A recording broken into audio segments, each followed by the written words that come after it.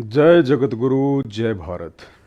सत्साई भाई और बहनों, दया परमपिता परमेश्वर सतगुरु रामपाल जी परमेश्वर जी की, जिनके शुभ आशीर्वाद से आप और हम सभी सत्सेवक भाई बहन एक बार फिर से साध संगति के लिए Facebook page Pawan Das is live पर एक दूसरे के साथ रूबरू हैं।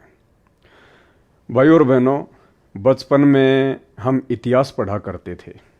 स्कूल में हमें इतिहास पढ़ाया जाता था और उस समय हम ये सोचा करते थे कि ये इतिहास आगे चल के हमारे क्या काम आएगा।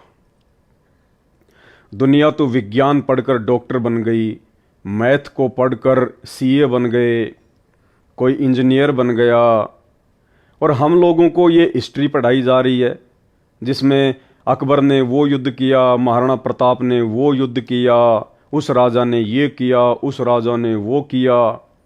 तो अक्सर हम सोचा करते थे कि ये हिस्ट्री हमारे जीवन में क्या काम आएगी। लेकिन वर्षों बाद आज पता चल रहा है कि वो हिस्ट्री भी जीवन में काम आती है।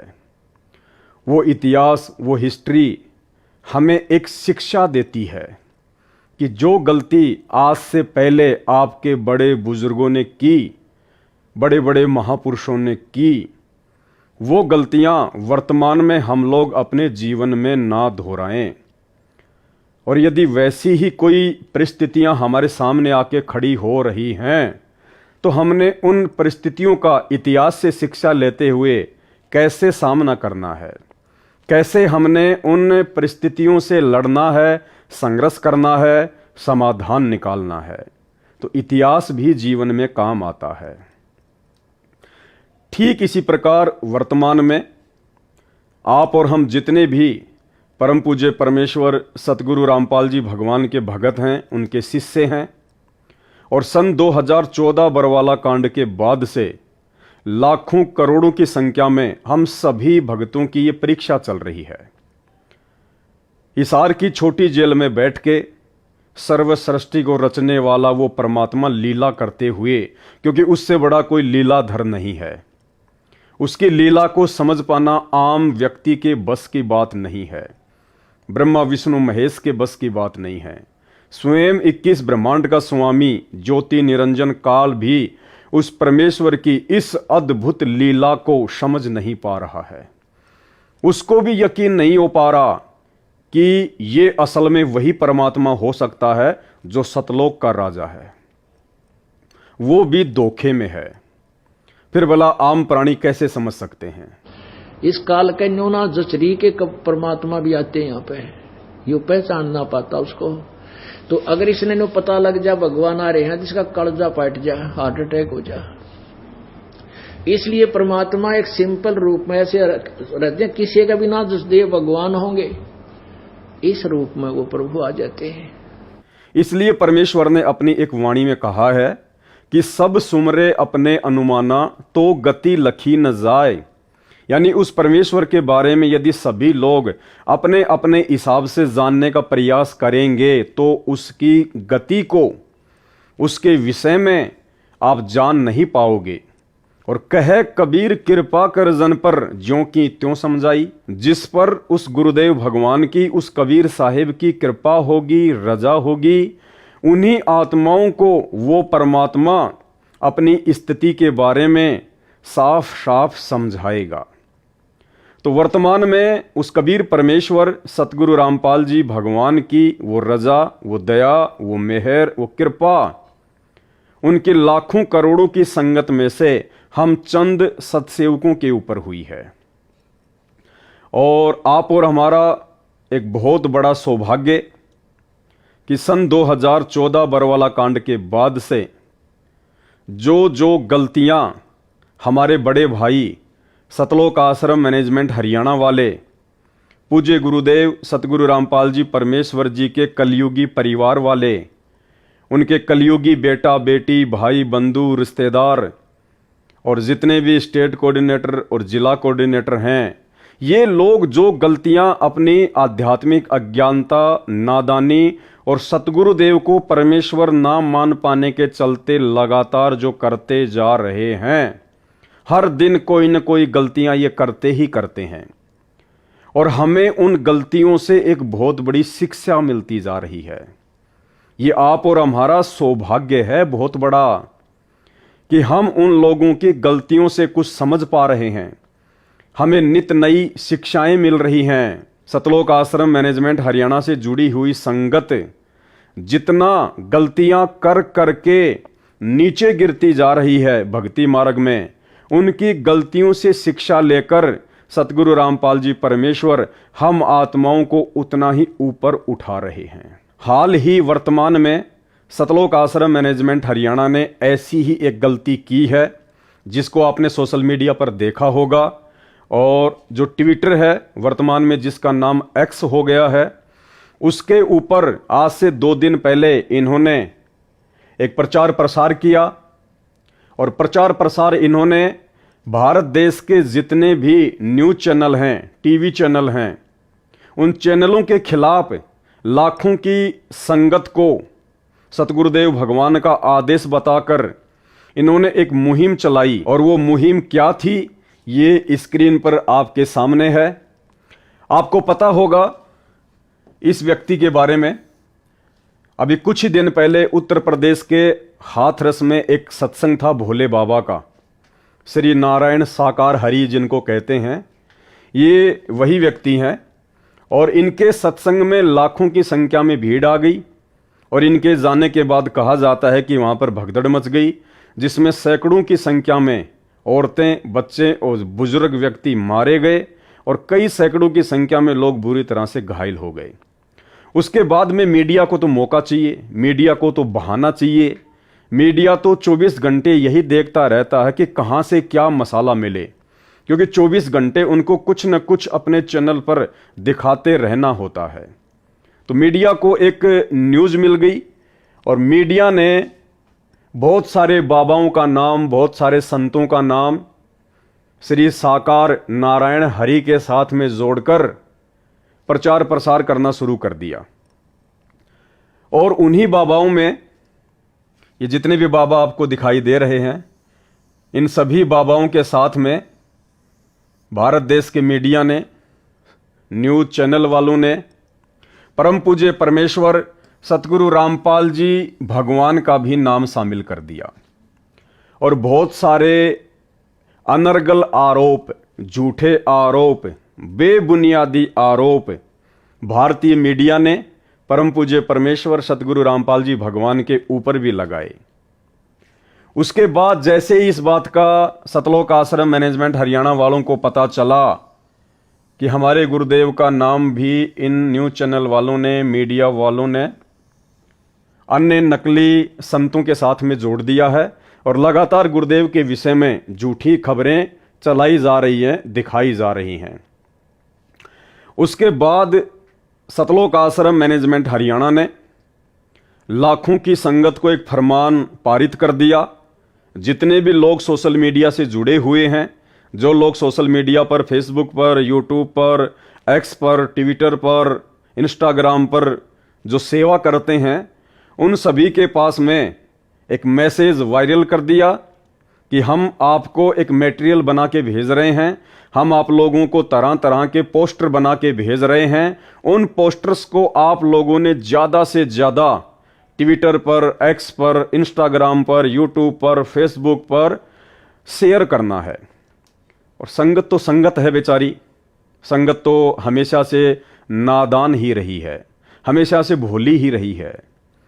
और यही कारण है 4 युग बीत चुके हैं, हमेशा स्वार्थी लोगों ने अपने स्वार्थ के लिए, अपनी मान बढ़ाई के लिए, अपने अहंकार के चलते, अपने धार्मिक धंधे के चलते उस भोली और नादान संगत का जमकर फायदा ही उठाया है। और वही फायदा वर्तमान में परम पूज्य परमेश्वर सतगुरु रामपाल जी के नाम की आड़ में उनके परिवार वाले, सतलोक आश्रम मैनेजमेंट हरियाणा वाले निरंतर उनके लाखों पढ़े लिखे भक्तों का उठा रहे हैं। भ्रष्ट मीडिया डूब मरो, गलत खबरें दिखाना बंद करो। संत रामपाल जी महाराज का शिष्य हूँ। ये जो आजकल जो भी भारत के अंदर जितने भी बाबा हैं, यौन शोषण के माध्यम से उनको उनके ऊपर कोई केस लगता है तो हमारे जगत गुरु तत्वदर्शी संत रामपाल जी महाराज का भी नाम उनमें ऐड किया जाता है। तो ये सरासर गलत है, क्योंकि लाखों करोड़ों अन्यायों के दिल के ऊपर ठेस पहुंच रही है। और नहीं तो कोई संत रामपाल जी महाराज के ऊपर आज दिन तक कोई एविडेंस है कि उनके ऊपर यौन शोषण का केस लगा हुआ है। वो जितने भी उनके ऊपर केस थे वो 22 बरी हो गए और 2 केस अभी और हैं, वो कोर्ट में विचाराधीन है। तो जितने भी अनुयायी हैं संत रामपाल जी महाराज के, वो आज लाखों अन्यायों के ऊपर आपने मीडिया के माध्यम से उनके दिल के ऊपर ठेस पहुंचाई है। और हम अभी तैयार हैं, हम कोर्ट में मानहानि का केस करेंगे आपके खिलाफ, और आप भी तैयार हो जाएं, क्योंकि संत रामपाल जी महाराज जगत के तारणहार हैं, उनके ऊपर कोई यौन शोषण का केस नहीं है। भ्रष्ट मीडिया माफी मांगो, वरना कार्यवाही के लिए तैयार रहो। क्योंकि भाई और बहनों, ये आस्था, श्रद्धा और भक्ति का खेल कुछ ऐसा ही होता है। कहते हैं धर्म नहीं ये धंधा है, यहां पढ़ा लिखा भी अंधा है। भक्ति मार्ग ऐसा ही है, इसमें आदमी की आंखें बहुत देर में जाके खुलती हैं, तब तक देर हो चुकी होती है। खैर जो भी है, दास आज जो लाइव आया है, तो मेरा लाइव आने का मुख्य मोटिव केवल यही है कि जो गलती वर्तमान में परम पूज्य परमेश्वर सतगुरु रामपाल जी भगवान से पूर्ण आध्यात्मिक ज्ञान लेने के बाद लाखों की संख्या में उनके पढ़े लिखे भगत कर रहे हैं, हम सत्सेवक भाई बहनों ने, जिनको परमपिता परमेश्वर जी ने सतलोक के लिए चुना है, जिनको एक नेक और सुयोग्य और ज्ञानी भगत बनाने के लिए साध संगति से जोड़ा है, सत्सेवक का नाम दिया है, हम भाई बहन, हमारे उन बड़े भाई बहन सतलोक आश्रम मैनेजमेंट हरियाणा वालों द्वारा हर दिन की जाने वाली गलतियों से शिक्षा लेकर, सबक लेकर अपने जीवन में इतने सावधान हो जाएं कि निकट भविष्य में ये काल हमसे छोटी से छोटी गलती भी ना करवा पाए, हमसे गुरुदेव भगवान की छोटी से छोटी मर्यादा भी ना टूटे, और हम इतने दृढ़ हो जाएं, हम इतने ज्ञानी हो जाएं कि परमेश्वर हमसे इतने प्रसन्न हो, गुरुदेव हमसे इतने प्रसन्न हो कि परमेश्वर हमारी सतलोक के लिए टिकट पक्की कर दें इसी जन्म में। तो इन लोगों ने मुख्य गलती क्या की है? देखिए, यदि आपके गुरु के बारे में, आपके परमेश्वर के बारे में यदि कोई उल्टा सीधा बोलेगा तो ठीक है, भगत का ये कर्तव्य बनता है, भगत का ये दायित्व बनता है कि उसको समझाए।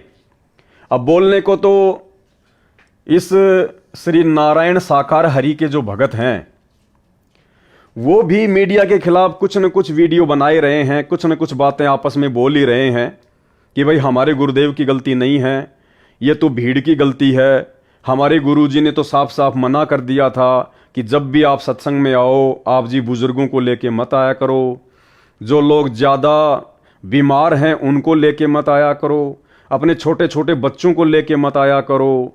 तो इनकी एक शिष्या थी, उनका मैं एक वीडियो देख रहा था, तो इस प्रकार से वो बहन कह रही थी कि इसमें हमारे श्री नारायण साकार हरि प्रभु का कोई दोष नहीं है, हमारे प्रभु तो हमेशा भक्तों को सावधान करते हैं। उन्होंने तो पहले कह दिया था कि बच्चे, बुजुर्ग और बीमार व्यक्तियों को लेके मत आना।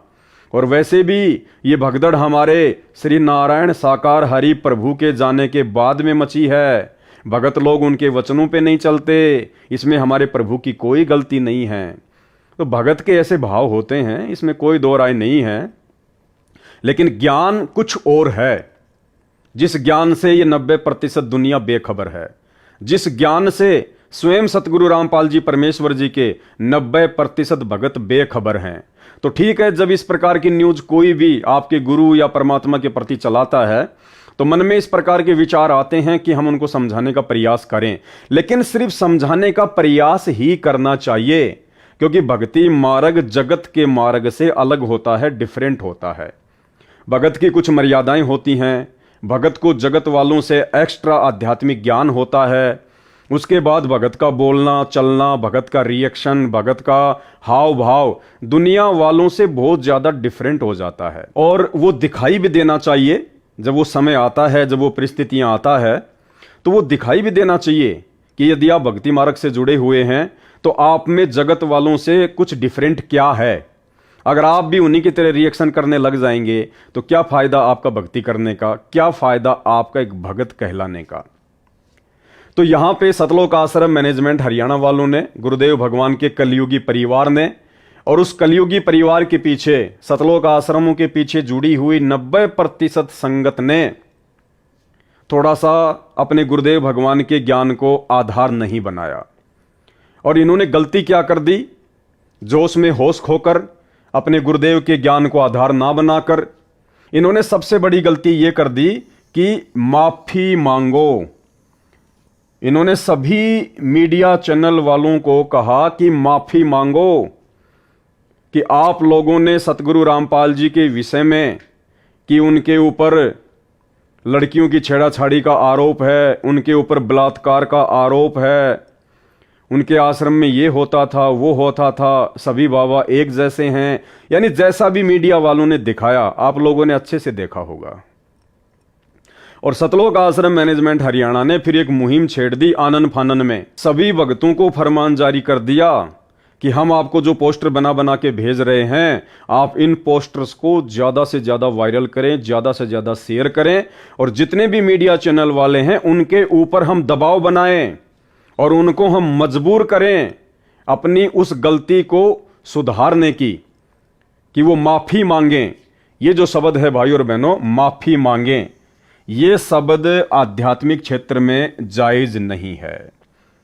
यदि आपको पूर्ण ज्ञान है, यदि आपके गुरु तत्वदर्शी संत हैं, और यदि आपको ऐसे परम संत से ज्ञान प्राप्त है, तो फिर उनके भक्तों का इस प्रकार से जगत के प्रति रिएक्शन नहीं होना चाहिए।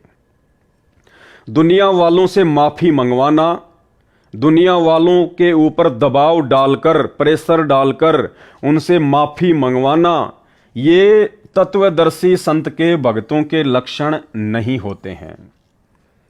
ये बातें दर्शाती हैं कि आज भी भले ही आपको 20 वर्ष हो गए हों, 15 वर्ष हो गए हों, 10 वर्ष हो गए हों, भले ही आपको प्रथम मंत्र प्राप्त हो, सतनाम प्राप्त हो या सारनाम प्राप्त हो, लेकिन अभी भी आप जी अपने गुरुदेव भगवान के ज्ञान को आधार नहीं बना पाए हैं। अभी आप एक योग्य, सुयोग्य और ज्ञानी भगत की लिस्ट में शामिल नहीं है। देखो, परमेश्वर ने हमें बहुत तरीकों से समझाया है कि भक्तों को कैसे रहना चाहिए, भक्तों का आचार विचार व्यवहार कैसा होना चाहिए। और दूसरी बात भाई और बहनों, आज सतलोक आश्रम मैनेजमेंट हरियाणा को, गुरुदेव के कलयुगी परिवार को इस बात को लेकर पेट में दर्द क्यों हो रहा है, इस बात को लेकर उनके अंदर जोश पैदा क्यों हो रहा है, जब मीडिया इस प्रकार की खबरें अन्य पाखंडी और नकली साधु संत महात्माओं के साथ जोड़कर सतगुरु रामपाल जी परमेश्वर जी के विषय में भी बता रही है। तो आज इन सतलोक आश्रमों से जुड़े हुए लोगों को दर्द क्यों हो रहा है? भाई, मीडिया को इस प्रकार की बातें कहने का मौका, मीडिया को परम पूज्य परमेश्वर सतगुरु रामपाल जी भगवान के खिलाफ इस प्रकार की झूठी न्यूज चलाने का मौका भी तो आप लोगों ने दिया है। अरे 2014 बरवाला कांड याद है या भूल गए? किसने करवाया था? किसकी मनमानियों से हुआ? आप लोगों ने भी तो उस समय वही हरकतें की थी जो हरकतें इन नकली बाबाओं की संगत के द्वारा करने के कारण आज मीडिया वालों को इस प्रकार की न्यूज चलाने का मौका मिल रहा है। बल्कि आप तत्वज्ञानी भक्तों ने तो 2 कदम आगे बढ़ के कुकर्म किए थे। ये श्री नारायण साकार हरि के भगत, इन भक्तों ने कम से कम प्रशासन के साथ में लड़ाई झगड़ा तो नहीं किया। इन लोगों ने स्पेशल कोई काले कपड़े पहन के, काले कमांडो बन के प्रशासन के साथ में मारपीट तो नहीं की। ये तो खाली इनके गुरुदेव के जाने के बाद उनकी गाड़ी के पीछे दौड़ रहे थे और उसके बाद में भगदड़ मच गई और काफी लोगों की मृत्यु हो गई। लेकिन आप लोगों ने सन 2014 बरवाला कांड में जो स्वयं किया और लाखों की नादान संगत से करवाया, गुरुदेव का आदेश बताकर, अरे उस कुक्रम के आगे इन बाबाओं की संगत के कुक्रम तो कुछ भी नहीं है। फिर तुम्हारे पेट में दर्द क्यों हो रहा भाई? किसने अपनी मनमानी की बरवाला कांड में? क्या किसी भी व्यक्ति ने सन 2014 के बरवाला कांड में परम पूज्य सतगुरु रामपाल जी के मुख से ये सुना कि बच्चों में हिसार कोर्ट की तारीख पे नहीं जाना चाहता, बच्चों में चंडीगढ़ की तारीख पर नहीं जाना चाहता, और ये जो पुलिस आ रही है, जो प्रशासन के आदेश से, जुडिशरी के आदेश से, तुम इस पुलिस को आश्रम में मत आने देना, ढाल बन के खड़े हो जाओ, काले कपड़े पहन लो, कमांडो बन जाओ, बंदूकें, लठ और पेट्रोल बम तैयार कर लो, मर जाओ या मार दो, लेकिन पुलिस अंदर नहीं आनी चाहिए। क्या किसी भी भगत ने एक भी शब्द, एक भी स्टेटमेंट अपने गुरुदेव के मुख से इस प्रकार का सुना? तो भाई फिर किसके कहने पर वो नादान संगत, वो भोली संगत काले कमांडो बन गए, व्हाइट कमांडो बन गए, मरने मारने को तैयार हो गए, हाथों में 6-6 फुट के लठ पकड़ लिए, पेट्रोल बम तैयार कर लिए, छोटे छोटे ईंट और पत्थर के टुकड़े आश्रम की छत पे जमा कर लिए, और जैसे ही दिन के 12 बजे 18 नवंबर 2014 को पुलिस वालों के ऊपर आक्रमण कर दिया, उनके ऊपर डंडे बरसाने शुरू कर दिए, पत्थर फेंकने शुरू कर दिए। जवाबी कार्यवाही में पुलिस ने भी अपना एक्शन ले लिया, जिसमें हमारे भी तो 5 भगत और 1 बच्चे की मौत हो गई थी। अरे हमारे आश्रम के आगे भी तो उसी प्रकार से मौत हुई थी भगदड़ मचने के कारण, जिस प्रकार से उत्तर प्रदेश के हाथरस में श्री नारायण साकार हरि के सत्संग में उनके भक्तों की मौत हो गई। फिर आप किस बात को लेकर मीडिया से खफा हैं? किस बात को लेकर आप मीडिया से नाराज हैं भाई? ये मौका मीडिया को वर्तमान में इस प्रकार का झूठ फैलाने का सतगुरु रामपाल जी परमेश्वर जी के विरुद्ध किसने मौका दिया? आप भक्तों ने तो मौका दिया, आप बड़े बड़े कोऑर्डिनेटरों ने तो मौका दिया, आप गुरुदेव के भाई ने तो मौका दिया, आप गुरुदेव के बेटा बेटियों ने, उनके परिवार वालों ने, रिश्तेदारों ने तो मौका दिया। तो भाई फिर पेट में दर्द किस बात का? सहन करो फिर, और अपनी गलतियों को नजरअंदाज क्यों कर रहे हो? और फिर से तुम वही गलतियां वर्तमान में लाखों की नादान और भोली संगत को मोहरा बनाकर करवाने जा रहे हो। भाई और बहनों, जिस प्रकार इन लोगों ने, सतलोक आश्रम वालों ने संगत, पैसा और पावर के बलबूते पर 2014 में अपनी मनमानी हरकतें करते हुए गुरुदेव के ज्ञान, सत्संग और शिक्षाओं के विरुद्ध मनमाना आचरण करते हुए लाखों की संगत को गुरुदेव का वचन तुड़वाकर प्रशासन के सामने मरने मारने के लिए खड़ा कर दिया था, वही गलतियां आज 10 साल के बाद ये लोग फिर से संगत से करवा रहे हैं। कुछ नहीं बदला इन लोगों का, जरा भी चेंज नहीं हुआ इन लोगों में, क्योंकि परमेश्वर अपने सत्संगों में भाई और बहनों हमें बहुत तरह से समझाते हैं कि काल का जीव कौन होता है और सतगुरु का जीव कौन होता है। परमेश्वर ने हमें बताया कि कोटि वर्ष करो संगत संतों की, और पत्थर का जल में क्या भीजे, एक चंदन बन में रंग ला दे, बांस बिटंबी ना सीजे। जिस प्रकार पत्थर को यदि आप 1 करोड़ वर्ष तक भी जल में भिगो के रखो, जल में डाल के रखो, और 1 करोड़ वर्ष बाद भी यदि उसको बाहर निकाल कर आपस में रगड़ो, वो चिंगारी ही पैदा करेगा। जबकि गुरुदेव ने बताया कि जल का स्वभाव होता है निर्मल करना। पानी तो हर चीज को मुलायम कर देता है, नॉर्मल कर देता है, निर्मल कर देता है, लेकिन पत्थर के ऊपर उस जल का भी कोई असर नहीं होता। इसी प्रकार जो काल के जीव होते हैं, जो काल के प्राणी होते हैं, जो भक्ति के अधिकारी जीव नहीं होते हैं, उनके ऊपर सतगुरु के वचनों का, सतगुरु के ज्ञान का, सतगुरु की शिक्षाओं का कोई असर नहीं होता है। वो आत्मा चाहे 1 करोड़ वर्ष भी उस संत की संगत करें, उसके चरणों में रहें, तो भी उनके ऊपर ज्ञान का कोई असर नहीं होता है। फिर परमेश्वर ने बताया कि जैसे सर्प चंदन लिपटाई, तन भया शीतल पर विष नहीं जाई। जैसे सांप होता है, चंदन के जो जंगल होते हैं वहां पे सांप पाए जाते हैं ज्यादा, क्योंकि चंदन का पेड़ जो होता है वो ठंड देता है, ठंडक होती है उसमें, और सांप के अंदर, सर्प के अंदर अपनी गर्मी बहुत ज्यादा होती है, और ठंड प्राप्त करने के लिए वो सांप चंदन के पेड़ के चारों तरफ लिपट जाता है, बिल्कुल शांत दिखाई देता है, साधु दिखाई देता है। और परमेश्वर कहते हैं उसको जरा सा यदि आप छेड़ दो, तुरंत फन उठा के खड़ा हो जाएगा, तुरंत। तो परमेश्वर ने उस सांप की तुलना काल के जीव के साथ की है कि जैसे सर्प चंदन लिपटाई, तन भया शीतल पर विष नहीं जाई। वो शरीर तो शीतलता महसूस कर रहा है लेकिन उसके अंदर का जहर नहीं गया।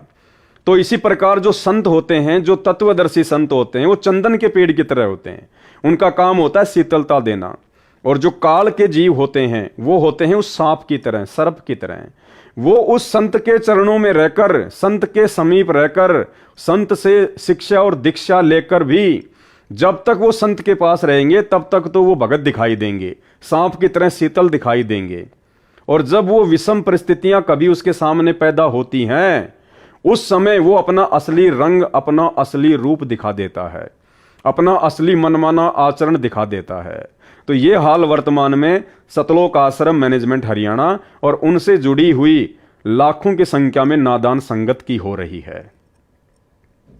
ये लोग इस प्रकार की घटनाओं को अंजाम देकर ये साबित कर देते हैं कि हमने अभी तक सतगुरु रामपाल जी परमेश्वर जी के ज्ञान को 1% भी नहीं समझा है।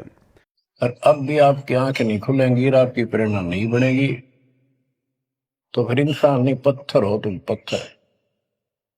कोटि वर्ष करे संगत संतों की, पत्थर का जल में क्या बूझे, चंदन बन में रंग ला दे, एक बांस बिटम भी ना सींचे।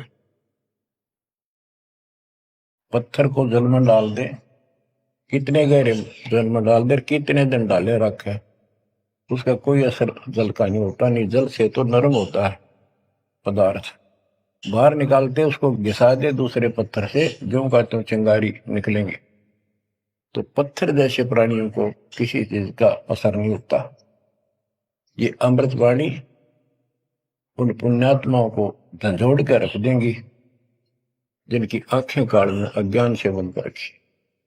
तो ये संतों के लक्षण नहीं होते हैं। माफी मंगवाना ये भगतों के लक्षण नहीं होते हैं। भगत हमेशा आधीन होता है, भगत हमेशा झुक के चलता है, भगत हमेशा विनम्र होता है। यदि फिर भी कोई आपके गुरुदेव के बारे में इस प्रकार की अनर्गल बातें करता है, चाहे वो मीडिया हो, चाहे कोई आम व्यक्ति हो, तो भगत का ये दायित्व बनता है, भगत का ये कर्तव्य है कि भगत उसको प्यार प्रेम से समझाए कि भाई देखो, आप जिस प्रकार की बातें कर रहे हैं ऐसा कुछ भी नहीं है। हम सतगुरु रामपाल जी परमेश्वर जी के शिष्य हैं, हम उनसे जुड़े हुए हैं, हकीकत कुछ और है जिससे आप लोग अपरिचित हो। तो आप लोग इस प्रकार की झूठ हमारे गुरुदेव भगवान के खिलाफ ना फैलाएं और जो सत्य है आप उसको जानने का प्रयास करें। उसके बाद भी यदि वो लोग आपकी बातों को नहीं मानते हैं तो भी परमेश्वर हमें यही शिक्षा देते हैं कि आपने फिर उसके साथ में जोर जबरदस्ती नहीं करनी है, आपने उसके ऊपर किसी प्रकार का कोई प्रेशर नहीं डालना है। लेकिन यहां पे आप देखेंगे साफ साफ सतगुरु रामपाल जी परमेश्वर जी की मर्यादाओं के खिलाफ, गुरुदेव भगवान की मर्यादाओं के खिलाफ सभी न्यूज चैनलों के प्रति सोशल मीडिया पर जमकर इस प्रकार के पोस्टर लाखों की संगत से वायरल करवाए गए हैं और समाज में यह संदेश दे दिया गया है सतलोक आश्रम मैनेजमेंट हरियाणा के द्वारा कि भैया हमसे बच के रहना, हम कोई भगत वगत नहीं है, हम कोई ज्ञानी वानी नहीं है। ध्यान रखना, यदि हमारे गुरुजी के खिलाफ कुछ भी बोल दिया तो तुम्हारी खैर नहीं है। अगर सीधी उंगली से घी नहीं निकलेगा तो हम टेढ़ी उंगली करना भी जानते हैं। यानी इनमें भगत और भक्ति का कोई लक्षण नहीं है। गुरुदेव ने बताया कि जिस प्रकार बरसात के समय में छोटे मोटे नदी नाले जमकर ओवरफ्लो होकर बहते हैं, जमकर, लेकिन वास्तव में नदी तो उसे कहा जाएगा, सरिता तो उसे कहा जाएगा जो बरसात के सीजन के बावजूद जब जेठ का महीना आता है, गर्मी का महीना आता है, जिस समय हर जगह पानी सूख जाता है, उस समय यदि उस नदी में, उस नाले में लगातार पानी बह रहा है तो वास्तव में वो नदी है, वो बरसाती नदी नहीं है, वो वास्तव में नदी है जिसमें 12 महीने पानी बहता रहता है। ठीक इसी प्रकार गुरुदेव कहते हैं कि भक्ति भाव भादो नदी सबे चले गहराए और सरिता सोई जानिए जो जेठ मास ठहराए। उस नदी की तुलना परमेश्वर ने एक भगत के साथ में की है कि भगत वो होता है जो हर स्थिति में, हर परिस्थिति में विनम्र बन के रहता है, साधु भाव में रहता है, आधीनता में रहता है। चाहे उसके ऊपर कितना ही कोई प्रेशर आए, चाहे लोग कितना ही उसको जोश दिलाएं, चाहे लोग कितना ही उसके विषय में गलत कहें या उसके गुरु के विषय में कुछ जो है वो गलत कहें या उस भगत का जो है कुछ बुरा करना चाहें, ऐसी परिस्थिति में भी यदि वो व्यक्ति शांत है, अपने गुरुदेव को ज्ञान को आधार बनाकर चलता है कि कहने दे, इनके कहने से क्या होगा, हमें पता है कि हम क्या हैं और हमारे गुरुदेव भगवान क्या हैं, इन लोगों के भोंकने से क्या होगा, ऐसे ही भोंक भोंक के रह जाएंगे। जैसे कुत्ता अपनी खुद की परछाई शीशे में देखकर भोंक भोंक कर परेशान हो जाता है, तो इसी प्रकार ये नादान दुनिया वाले, आध्यात्मिक ज्ञान से अपरिचित लोग, सतगुरु की भक्ति से अपरिचित लोग इसी प्रकार से भोंक भोंक के रह जाएंगे। हम सही, हमारे गुरुदेव भगवान सही, कोई दाग नहीं है किसी प्रकार का। तो मीडिया के भोंकने से, दुनिया वालों के भोंकने से ना तो हमारे ऊपर कोई फर्क पड़ेगा, ना हमारे गुरुदेव भगवान के ऊपर कोई फर्क पड़ेगा। और उन बातों को हमने हल्के में मजाक में टाल देना चाहिए, उसको कहते हैं भगत। और जो व्यक्ति उन बातों को अपने दिल पे ले ले, अपने अंदर जोश पैदा कर ले, दूसरे के प्रति राग द्वेष ईर्ष्या और नफरत पैदा कर ले, जिस प्रकार से सतलोक आश्रम मैनेजमेंट हरियाणा वालों के द्वारा ये इस प्रकार की न्यूज वगैरह को देखकर सभी मीडिया चैनल वालों से माफी मंगवाने के लिए दबाव डाल रहे हैं, उनको प्रेशराइज कर रहे हैं, संगत को इस कुक्रम में लगा दिया, संगत का अनमोल समय और संवासें बर्बाद करवाने में सोशल मीडिया पर लग गए। तो भाई ये सतगुरु के भक्तों के लक्षण नहीं हैं। तो भाई और बहनों, हम जितने भी साथ संगति से जुड़े हुए सत्सेवक भाई बहन हैं, हम भाई बहनों ने इन बातों पर विचार करना है।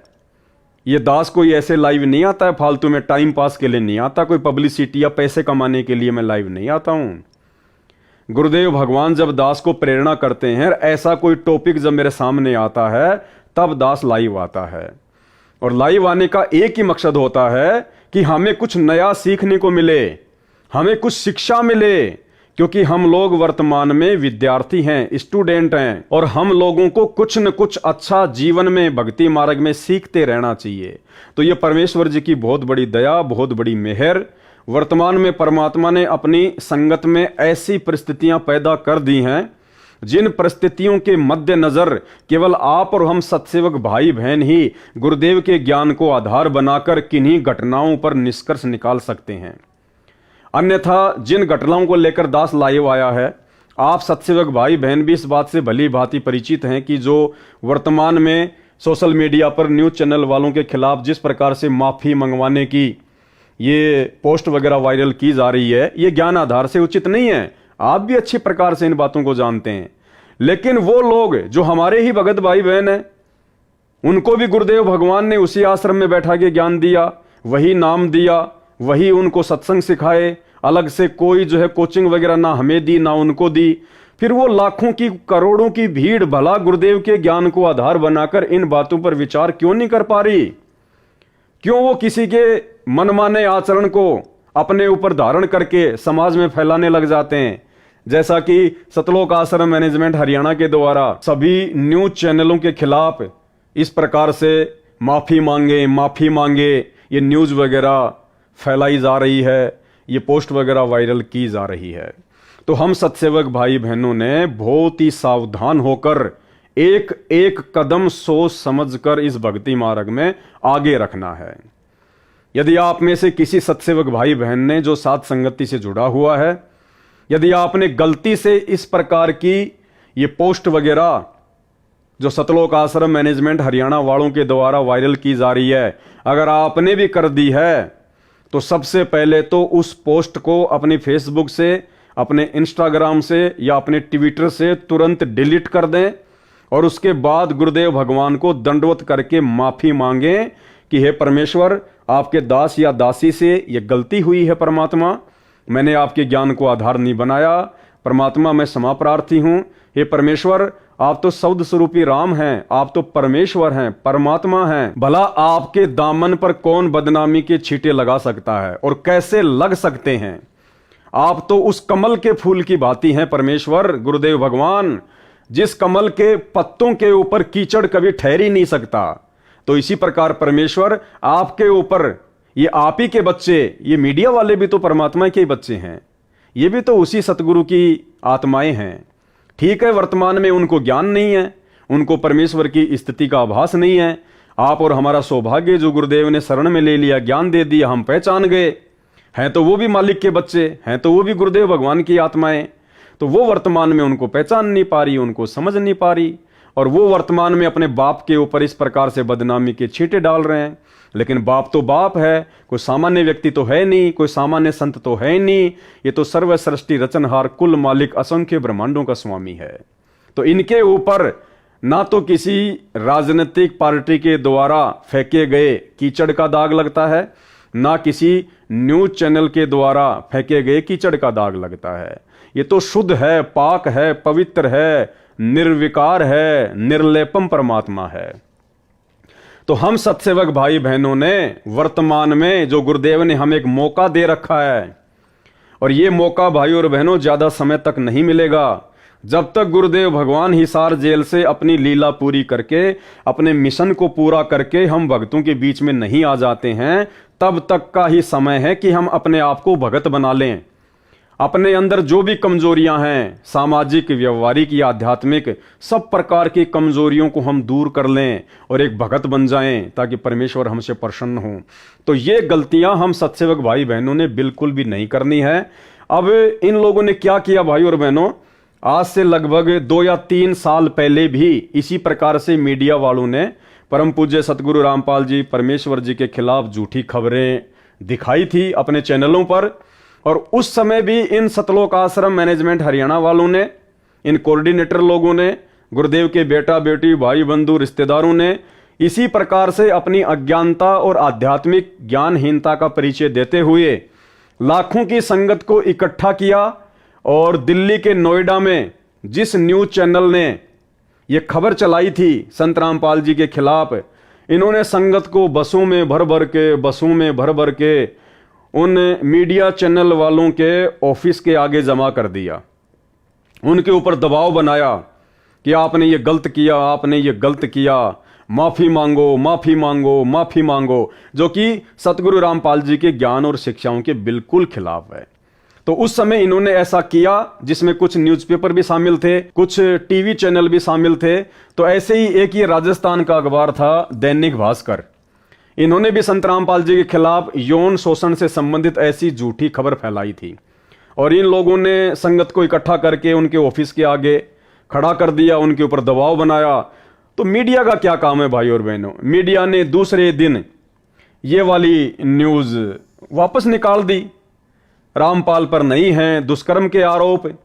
आसाराम प्रकरण के दौरान 26 अप्रैल को भास्कर में प्रकाशित दुष्कर्म, सेक्स रैकेट और गलत काम के मामले में रामपाल का नाम भी प्रकाशित हुआ है। रामपाल के खिलाफ दुराचार और सेक्स रैकेट के आरोप नहीं है। भूलवश रामपाल को लेकर समाचार प्रकाशित हो गए। भास्कर का उद्देश्य कभी भी किसी अनुयायी की धार्मिक भावनाओं को आहत करना नहीं रहा है। तो जब इन्होंने दबाव बनाया तो न्यूज चैनल वालों ने इस प्रकार की छोटी सी न्यूज अपने अखबार के कोने में डाल दी और ये लोग खुश हो गए, ये लोग खुश हो गए। हाँ, कि अब हमारे गुरुजी बिल्कुल पाक साफ हैं, अब हमारे गुरुजी के ऊपर ऐसा कोई आरोप नहीं है, अब हमें विश्वास हो गया कि हमारे गुरुजी कभी ऐसा गलत काम नहीं कर सकते। बताइए, जब तक मीडिया ने अपनी गलती नहीं मांगी तब तक तो इन सतलोक आश्रम से जुड़े हुए भक्तों को यह लग रहा था कि हमारे गुरुजी गलत हैं, हमारे गुरुजी ने गलत काम किए होंगे, तभी तो मीडिया में आया। तभी तो मीडिया की उस न्यूज को देखकर ये लाखों की संगत नाराज हो गई, लाखों की संगत के मन में दोष पैदा हो गया। और जैसे ही मीडिया ने अपनी गलती मांगी तो ये प्रसन्न हो गए, ये खुश हो गए कि अब हमारे गुरुजी बिल्कुल पाक साफ हैं। तो भाई और बहनों, ये नादानी है, इन नादानियों से हमने बाहर निकलना पड़ेगा, अन्यथा ये मौका, ये समय हाथ से निकल जाने के बाद हमें दोबारा नहीं मिलेगा। सतगुरु रामपाल जी परमेश्वर जी ने खुद को हम भक्तों से दूर करके शारीरिक तौर पर ये वर्तमान का जो समय हमें दिया है ना, ये हम भक्तों को स्वयं उनके ज्ञान को आधार बनाकर चिंतन मनन करने के लिए दिया है, सोचने और समझने के लिए दिया है, गुरुदेव के ज्ञान का निष्कर्ष निकालकर अपने जीवन में लागू करने के लिए दिया है। हम एक नेक और अच्छे भगत बन सकें, हम अपने गुरुदेव की पहचान कर सकें, इसलिए गुरुदेव ने हमें यह समय दिया है। ये उनके मिशन का एक अंग है, उनकी लीला का एक हिस्सा है।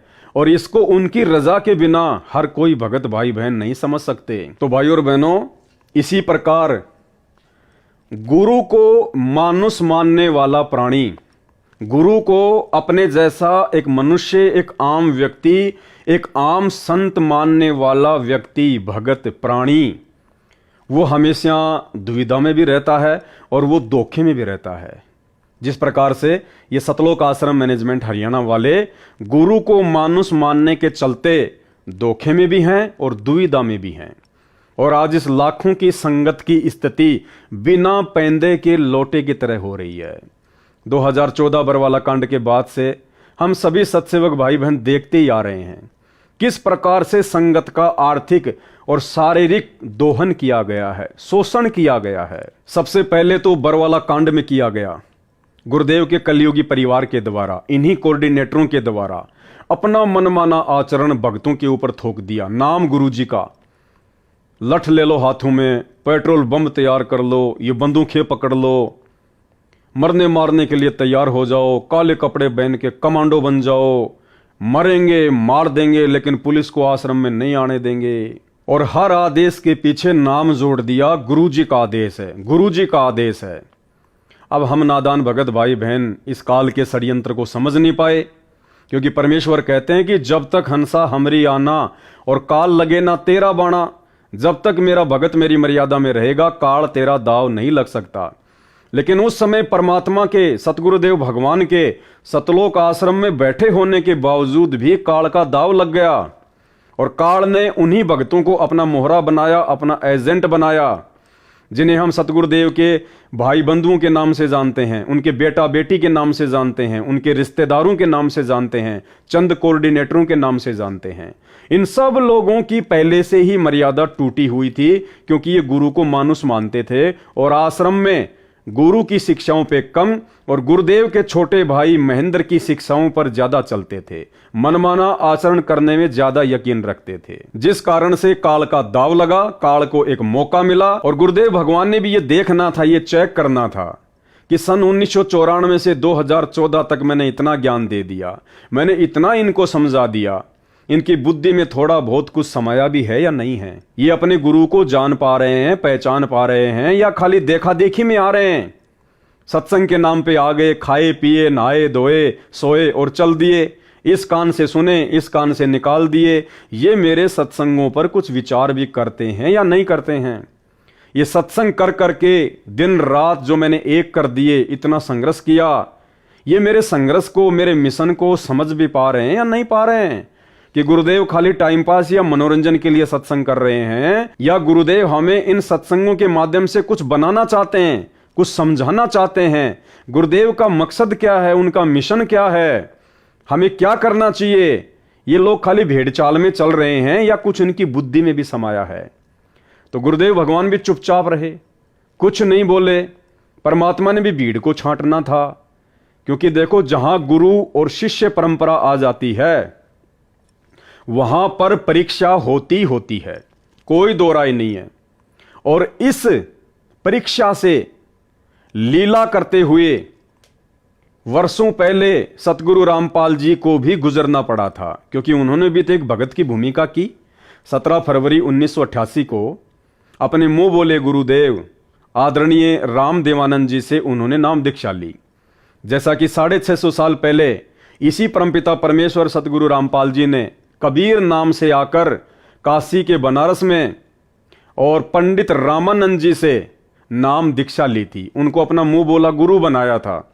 दुनिया की नजरों में तो कबीर जी रामानंद जी के शिष्य थे और रामानंद जी की नजरों में कबीर जी रामानंद जी के गुरु थे।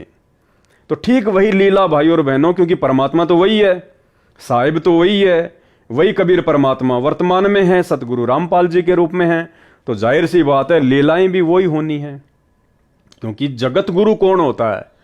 जगत गुरु उसे कहते हैं जो पूरे जगत को ज्ञान दे, जिसके समान ज्ञान पूरे जगत में किसी को ना हो, उसको कहते हैं जगत गुरु।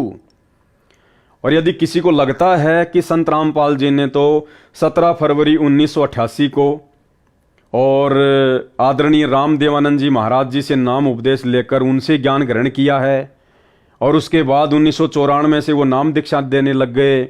उसके बाद उनके भगत उनको जगत गुरु कहने लग गए। तो भाई जगत गुरुओं के लक्षण ये नहीं होते हैं। जगत गुरु किसी गुरु से नाम लेकर या शिक्षा लेकर आगे शिक्षा नहीं देता। जगत गुरु तो सदा से ही जगत गुरु होता है। सतगुरु आदि अनादि है, सतगुरु मद है मूल, सतगुरु को सिजदा करूं एक पलक नहीं भूल। सतगुरु पूर्ण ब्रह्म है, सतगुरु आप अलेख, सतगुरु रमता राम है, इसमें मीन न मेख। तो वर्तमान में सतगुरु रामपाल जी परमेश्वर जी की लाखों करोड़ों की संख्या में जो संगत है, और जो संगत नादानी में, अज्ञानता में, मूर्खता में, भेड़ चाल में, देखा देखी में 17 फरवरी के दिन सतगुरु रामपाल जी परमेश्वर जी का बोध दिवस मनाती है, उन आध्यात्मिक ज्ञानहीन भक्तों को यह समझना चाहिए कि आपके गुरु जी को बोध करवाने वाला, यदि आप अपने गुरु को कबीर जी मानते हैं तो, यदि आप अपने गुरु को परमात्मा मानते हैं तो फिर उस कबीर को, उस परमात्मा को, सतगुरु रामपाल जी को बोध करवाने वाला, चाहे आध्यात्मिक ज्ञान हो चाहे व्यवहारिक ज्ञान हो, उस परमेश्वर को बोध करवाने वाला, बोध का मतलब होता है ज्ञान। इस सकल सृष्टि में ना कोई पैदा हुआ था, ना कोई पैदा है और ना कोई पैदा होगा, क्योंकि सकल सृष्टि उस कबीर परमेश्वर सतगुरु रामपाल जी भगवान ने ही सर्जन की है। सब उसके थल्ले थल्ले हैं, उसके नीचे नीचे हैं। तो 17 फरवरी को बचो अपने गुरुदेव का बोध दिवस मनाने से। देखा देखी में मत चलो, ये देखा देखी का मार्ग नहीं है। 650 साल पहले हम 64 लाख भगत इसी देखा देखी में तो मार खा गए, और उसी देखा देखी में आज वो काल गुरुदेव भगवान के कलयुगी परिवार को, सतलोक आश्रमों से जुड़े हुए मुख्य मुख्य लोगों को मोहरा बनाकर आप और हमें ठगना चाह रहा है। आप और हमें ठगना चाह रहा है गुरुदेव भगवान का बोध दिवस मनवाकर। तो भाई और बहनों, ऐसी नादानी करने से बचना, अन्यथा ये मौका सतलोक जाने का, परमात्मा के दिल में उनके चरणों में जगह बनाने का हमें दोबारा नहीं मिलेगा। इसलिए अब हमने नादानी छोड़कर परमेश्वर जी के ज्ञान को आधार बनाकर, अगर हम उनको जगत गुरु कहते हैं तो जगत गुरु का मतलब होता है पूरे जगत को ज्ञान देने वाला। और कोई व्यक्ति किसी दूसरे गुरु से ज्ञान लेके अगर आगे ज्ञान दे रहा है तो फिर वो जगत गुरु नहीं कहला सकता। ये कुछ लक्षण होते हैं जगत गुरु के, ये आप लोगों ने समझना पड़ेगा। भाई और बहनों, ज्ञान को आधार बना के साथ संगति से जुड़िए। यूट्यूब और फेसबुक पर जाकर पवन दास इज लाइव सर्च कीजिए, साथ संगति के वीडियो देखो, तुम्हें बहुत कुछ समझ में आएगा गुरुदेव भगवान के आशीर्वाद से। तो गुरु को मानुष मानने वाला प्राणी, गुरु को अपने जैसा एक आम व्यक्ति, आम संत मानने वाला व्यक्ति, भगत हमेशा धोखा खाता ही खाता है, और वो बिना पैंदे के लोटे की तरह होता है। उसका कोई भी मिसयूज कर सकता है। और ये लाखों की करोड़ों की संगत का 2014 बरवाला कांड के बाद से, चाहे वो इशार की तारीखों पे भेजना हो, चाहे वो राजनीति करवानी हो, कभी कांग्रेस तो कभी बीजेपी को वोट और सपोर्ट करवाना हो, हरियाणा के जाट आरक्षण में जाटों के धरने पर संगत को बैठाना हो, उन जाटों का समर्थन करवाना हो, चंदे के रूप में भक्तों के दान का पैसा देना हो, या राजस्थान के गैंगस्टर जो कि पुलिस एनकाउंटर में मारे जा चुके हैं आनंदपाल सिंह, उसकी सीबीआई जांच के समर्थन में अजमेर की रैली में हजारों भक्तों को बैठाना हो, 5-5 लाख रुपए का चेक उन राजपूत करनी सेना वालों को देना हो। इसके अलावा भी ना जाने भाई और बहनों कितने कुकर्म इन्होंने सन 2014 बरवाला कांड के बाद से संगत से करवाए हैं, लोगों की मर्यादाएं तोड़वाई हैं। गुरुदेव भगवान को इन्होंने भक्ति विरुद्ध कुकर्म करके दुखी किया है। तो अब हम सत्सेवक भाई बहनों ने इस प्रकार की गलतियां करने से बचना है। इसके अलावा भाई और बहनों, परमेश्वर हमें हमेशा यही शिक्षा देते हैं। हमें गुरुदेव ने हमेशा अपने प्रवचनों में, अपने सत्संगों में एक ही बात बताई है कि सबसे पहले आप लोगों ने एक भगत बनना पड़ेगा। जब तक आप भगत नहीं बनोगे, भक्ति आपके हृदय में प्रवेश नहीं करेगी। और परमेश्वर ने भगत का सबसे पहला लक्षण बताया आधीनता। आधीनी के पास है पूर्ण ब्रह्म दयाल, और मान बड़ाई मारियो बेअदबी सिरकाल। जो भगत आधीन होगा, जो भगत ज्ञान से परिपूर्ण होगा, विनम्र होगा, कहते हैं उसके पास में परमात्मा रहता है, आधीनी के पास है पूर्ण ब्रह्म दयाल। और मान बड़ाई मारियो बेअदबी सिरकाल, बेअदबी यानी फालतू की बातें, व्यर्थ की बातें। कहते हैं उनके ऊपर तो काल बैठा रहता है, बेअदबी सिरकाल। तो परमेश्वर सतगुरु रामपाल जी ने, सारी सृष्टि के रचनहार ने, हमारे पूज्य गुरुदेव भगवान ने हमें एक सुयोग्य भगत बनाने के लिए क्या शिक्षा दी है। परमेश्वर कहते हैं कि जो तोको काटा बोवे वाको बोतू फूल, और तोहे फूल के फूल हैं वाको हैं त्रिशूल। ये शिक्षा दी है परमात्मा ने। पुण्यात्मा, दुष्ट लोगों का काम तो उनका स्वभाव ही होता है दुष्ट कर्म करने का, और साधु संतों का काम होता है स्वभाव जो उनका होता है परमार्थ ही करने का। और कबीर साहब ने हमें शिक्षा भी दी है कि जो तोकू काटा बोवे ताको बोतू फूल, तोहे फूल के फूल हैं वाको है त्रिशूल। हमें परमात्मा कहते हैं कि आपको यदि कोई कष्ट देता है आप उसको कुछ ना कहो, परमात्मा पर छोड़ो, फिर देखना वो उसका कैसा रिजल्ट आपको देगा। जो तोकू काटा बोए वाको बोतू फूल, और तोहे फूल के फूल है वाको है त्रिशूल। वो तो विधान है परमात्मा का, जो जैसे कर्म करेगा उसको फल तो मिलेगा ही मिलेगा। तो आज यदि सतगुरु रामपाल जी परमेश्वर जी का नाम, उस पाक और पवित्र परमेश्वर का नाम, यदि इन तमाम नकली और पाखंडी धर्मगुरुओं के साथ में जोड़कर ये भारतीय मीडिया दिखा रही है, तो इसमें हम भक्तों को उत्तेजित होने की आवश्यकता नहीं है। हम भक्तों को होश में जोश खोने की आवश्यकता नहीं है। परमेश्वर ने हमें जो शिक्षा दी है उसको आधार बनाने की जरूरत है कि जो तोकू काटा बोवे, इस मीडिया ने काटा बोया है, गुरुदेव के खिलाफ उल्टा सीधा बोल के, अनर्गल बातें बोल के, झूठे आरोप लगाकर इस मीडिया ने काटा बोया है। जो तोकू काटा बोवे। फिर परमात्मा कहते हैं भगत का क्या लक्षण है, वाको बोतू फूल। हमने उसके खिलाफ वैसा ही बर्ताव नहीं करना है जैसा उसने किया। सामने वाला यदि कोई पत्थर फेंक रहा है तो भगत ने वापस पत्थर नहीं फेंकने। जो तोकू काटा बोवे वाको बोतू फूल। यदि ये मीडिया, ये न्यूज चैनल वाले परमेश्वर सतगुरु रामपाल जी के खिलाफ झूठा प्रचार कर रहे हैं, अनर्गल बातें कह रहे हैं, सेक्स रैकेट से जोड़ रहे हैं, बलात्कारी कहकर संबोधित कर रहे हैं, यानी कुछ भी झूठ फैला रहे हैं, तुम्हें समझना चाहिए कि ये शैतान का षड्यंत्र है, ये काल का षड्यंत्र है। और वर्तमान में परमात्मा आप और हमारी परीक्षा ले रहा है। काल तो वर्तमान में हर प्रकार से अपने एजेंटों के माध्यम से संगत को फंसाने का ही प्रयास करेगा। वो इसी प्रकार की सूक्ष्म चाल चलेगा। आप लाखों की संगत को लग रहा है कि भाई ये सतलोक आश्रम मैनेजमेंट हरियाणा बहुत अच्छा कर रहा है, मीडिया वालों ने हमारे गुरुजी के खिलाफ इस प्रकार की बातें बक दी, और सतलोक आश्रमों से जुड़े हुए हमारे जो भाई बहन हैं, जो कोऑर्डिनेटर हैं, उन्होंने हमारे को इस प्रकार के ये पोस्टर बना के दे दिए कि करो जम के वायरल सोशल मीडिया पर। इन मीडिया चैनल वालों की इतनी औकात क्यों हो गई, इन्होंने कैसे हमारे गुरुजी के खिलाफ इस प्रकार की बातें बोल दी। और आप लोगों ने जरा सा भी ज्ञान को आधार ना बनाकर और आंख बंद करके भेड़ चाल में इन पोस्टर्स को वायरल करना शुरू कर दिया। अरे यही तो परीक्षा है परमात्मा की, अरे यही तो सूक्ष्म चाल है दूसरी तरफ उस शैतान की, उस काल की। उधर से वो भी जोर लगाएगा आप और हमारी मर्यादाएं खंडित करवाने के लिए, वो सूक्ष्म चाल चलेगा।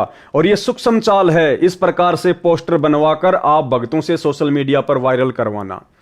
और दूसरी तरफ वो सतगुरु रामपाल जी भगवान जो हिसार की छोटी जेल में बैठकर आप और हम भगत भाई बहन जो इस 21 ब्रह्मांड रूपी शैतान की बड़ी जेल में बैठे हुए हैं, वो परमेश्वर 28 वर्षों से अनमोल तत्व ज्ञान देकर काल की सूक्ष्म चाल से ही हमारी परीक्षा लेगा। परमेश्वर उसको मना नहीं करेगा, उसको रोकेगा टोकेगा नहीं।